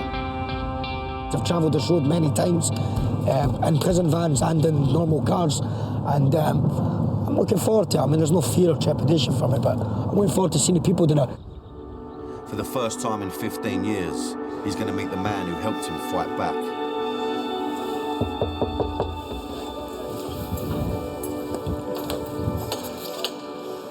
Mr. Duff, long time no see, son. Good to see you, mate. You too, hey, you're looking good. I can. I put all this weight on the way. Yeah, tell me about it. Cheers, mate. Okay, man. Remember this, Brad? Yeah, that was cell over there. Yeah, wasn't it? I think it was cell number 6. I think it was cell 6. It was, I believe. It was cell 6. Aye. Is somebody in it? There's nobody in it at the moment, I don't think. But I'm gonna have a quick look. Remember that? Brings back memories, isn't it? Brings back memories. Well, actually, I remember. See, when you first came in as I said to you earlier, I remember. The desk used to be, I remember. You I remember the hot plate and that used to be there as well, yeah. Yeah, so the hot plate was there. There wasn't a ceiling here that here, and this has all been sealing off, eh? So, well, it used to be like a proper landing, yeah? So you get the stairs along. Remember, you tripped down the stairs along there as well. That's right, aye. So, I mean, it does bring back. Initially, I thought I wouldn't be so responsive to the emotions that I'm having, but Ken, being locked up, it's no fun, mate, is it? For anybody, it's no fun being locked up 23 hours a day, or even behind the door, no liberties, no family, no contact, no good for anybody. Just looks the same, Mr. Duff, do you know that? You've got the multi-gym there. Same multi-gym it is. Used to do a wee bit of bag work and stuff over there, remember? I remember we used to put a few bags in it up here and stuff. There's the hook still there. There's a hook still up there, aye. Now that takes me back. Does it still get used, is it? That's it, yep. The last time Ian had seen Bradley before prison was 10 years earlier, when Bradley had been the mascot for the Scottish amateur boxing team that Ian captained. I thought, I recognised that name, and I thought, it absolutely can't be the same guy. So I came along to the cell, opened the door, looked at him and went, oh, for goodness sake, Brad, what are you doing here? Exactly. And if you remember, you were actually shadowboxing at the time, and you looked at me, and I just thought, it was just sort of that, oh God, no, you know. That's true, I remember that. I was shadowboxing that. I think I had a wee bit of problems and stuff like that, but it was a guiding light for me to be able to train again and to have somebody to focus on and know the nonsense that was going on, because let's face it, endemically within a hall back in that time, you know, it was like a fucking monkey house, wasn't it? But being in prison, you've been denied your family contact, denied your... I loved my mum and my nephews, my brother and my friends and stuff, and to be taken away from them, it's not a good experience. I mean, I understand that some people out there, prison is viewed as an occupational hazard, and it doesn't have to be like that. You know, there's other things that you can do, especially in this day and age. Bradley started to see the light at the end of the tunnel. There's only one rule when you're in a place like this, to get back out. That's it.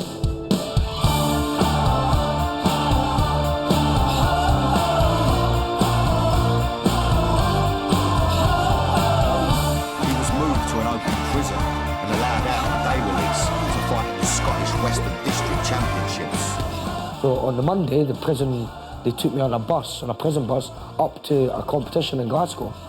And I boxed in the Western District. I knocked the guy out in the first round. Bradley was back. And then I get a phone call to the prison on the Sunday saying, could I box for Scotland against Italy? Despite still being kept at Her Majesty's pleasure, he was about to represent his country. So again, I'm put in a prison van, taken up to Glasgow. I beat the guy as well, I beat the Italian champion on the Tuesday. 3 days later, he was back for the Western District final. And the Friday again, same routine again, back up in the prison van, went out on the Friday, and I won the Western District Championships, which I believe I'm the only person that won the East and Western District Championship. But in 1 week, I boxed for Scotland, beat the Italian champion, knocked the guy out on the Monday, beat the Italian champion on the Tuesday, and then won the Western Districts on the Friday. When Bradley was released from prison, he went from strength to strength. Some 12 weeks later, after being released, I fought in the semi-finals of the British and beat the last year's British champion. Then, some 2 weeks later, I was away to Italy to box against Italy, then away to Turkey to the championships, and away to Canada. So things were sort of a wee whirlwind. Bradley was at the top of the amateur game and decided that now was the time to put his troubled past behind him, leave Edinburgh and become a pro. He travelled to Miami to meet legendary boxing trainer Angelo Dundee, the man behind some of the world's greatest boxers, including Muhammad Ali. There was a Cuban guy at the same time as me in it, and he was in the ring shadowboxing. And the Cuban guy had literally just swam from Cuba to come to Miami. And there was a delegate from Miami there with him, the Cuban delegate there, and they brought him to the gym because he was an ex-Cuban boxer. And Angelo Dundee's sitting, and I'm wrapping my hands one day with my pal Kenny, and Angelo Dundee's sitting at the ringside watching the guy shadowboxing and doing a bit of bag work, and Angelo Dundee runs over and goes, yeah, this kid's got it. We can make a lot of money from him. And to me, that's what I've said about boxing. The people that run this game and perpetrate it, it's for money. Not the amateurs. Amateurs is great, but the professional game, it's about money. This guy's just fucking swam from Miami, and he's sitting going, we can make a lot of money for this kid. So anyway, I found the great Angelo Dundee. He didn't match up to be the man that I thought he would be anyway.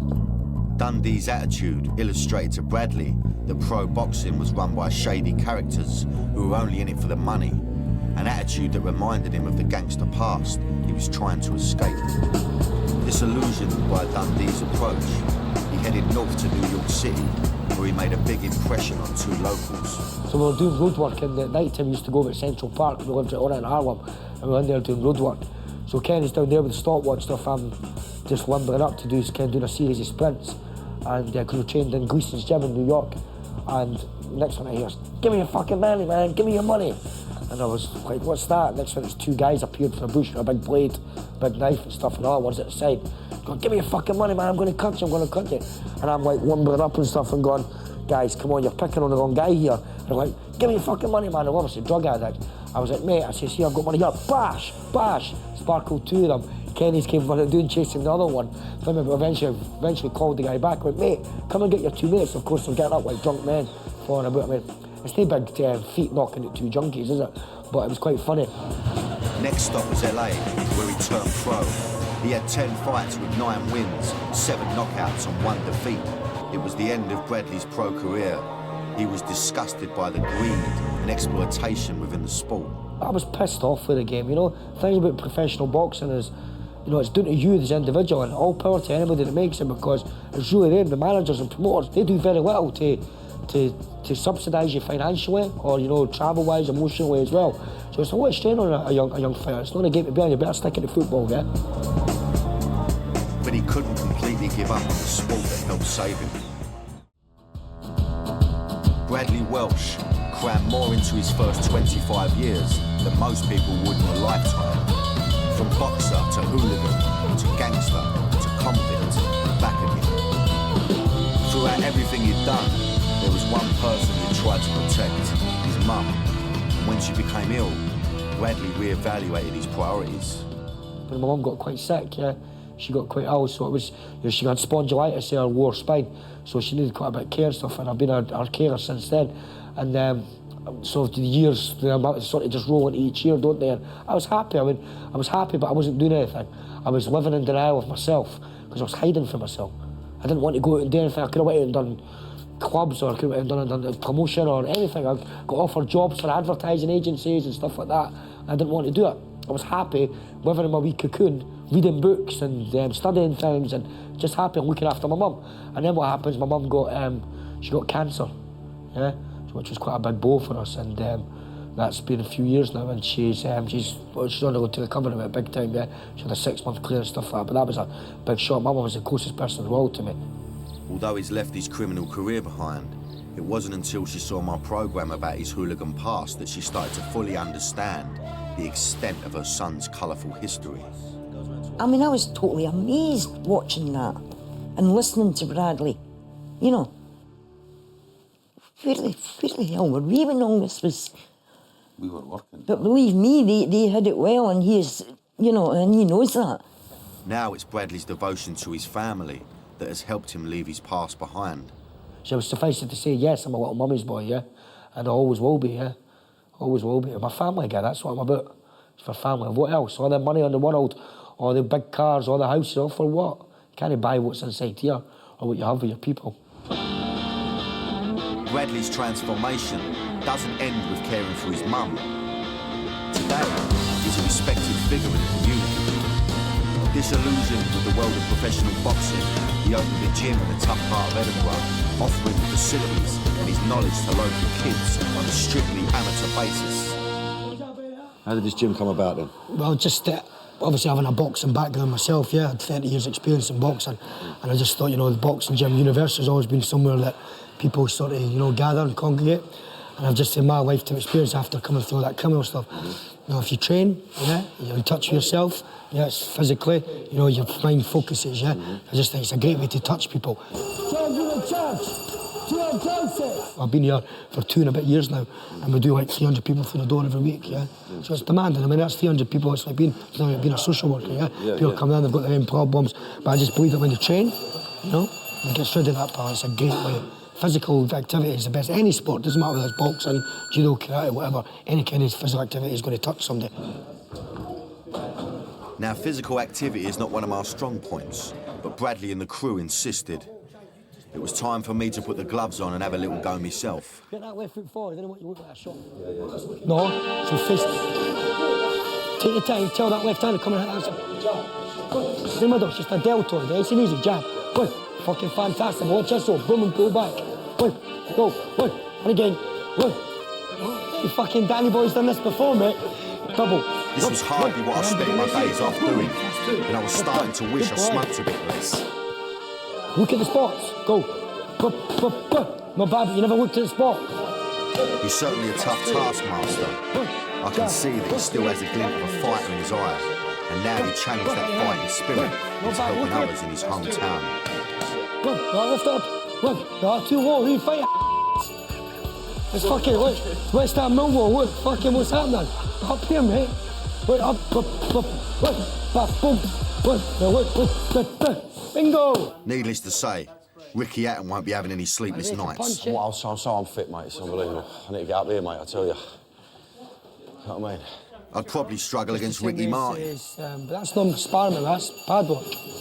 Tell you what, he's got a lot of potential. If the acting game didn't work out, he could certainly come up here. Good boy. All right? Good boy. Good man. At a very young age, Bradley had power, money and notoriety, but ultimately that wasn't important to him.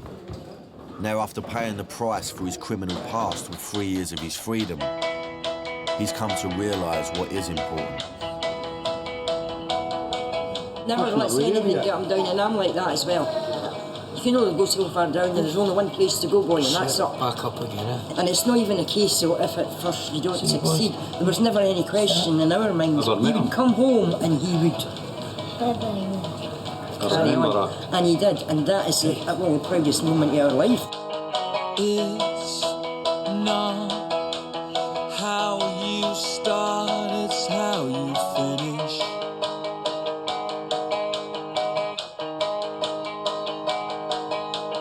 Everybody gets knocked down. Everybody gets knocked down. How quick are you gonna get up? People that are criminals and seek to gain financially. To buy what? Can you buy your family? Can you buy your friends? When you lose your money, you lose nothing. When you lose your health, you lose something. When you lose your character, you lose everything. And that's something that we've got in abundance.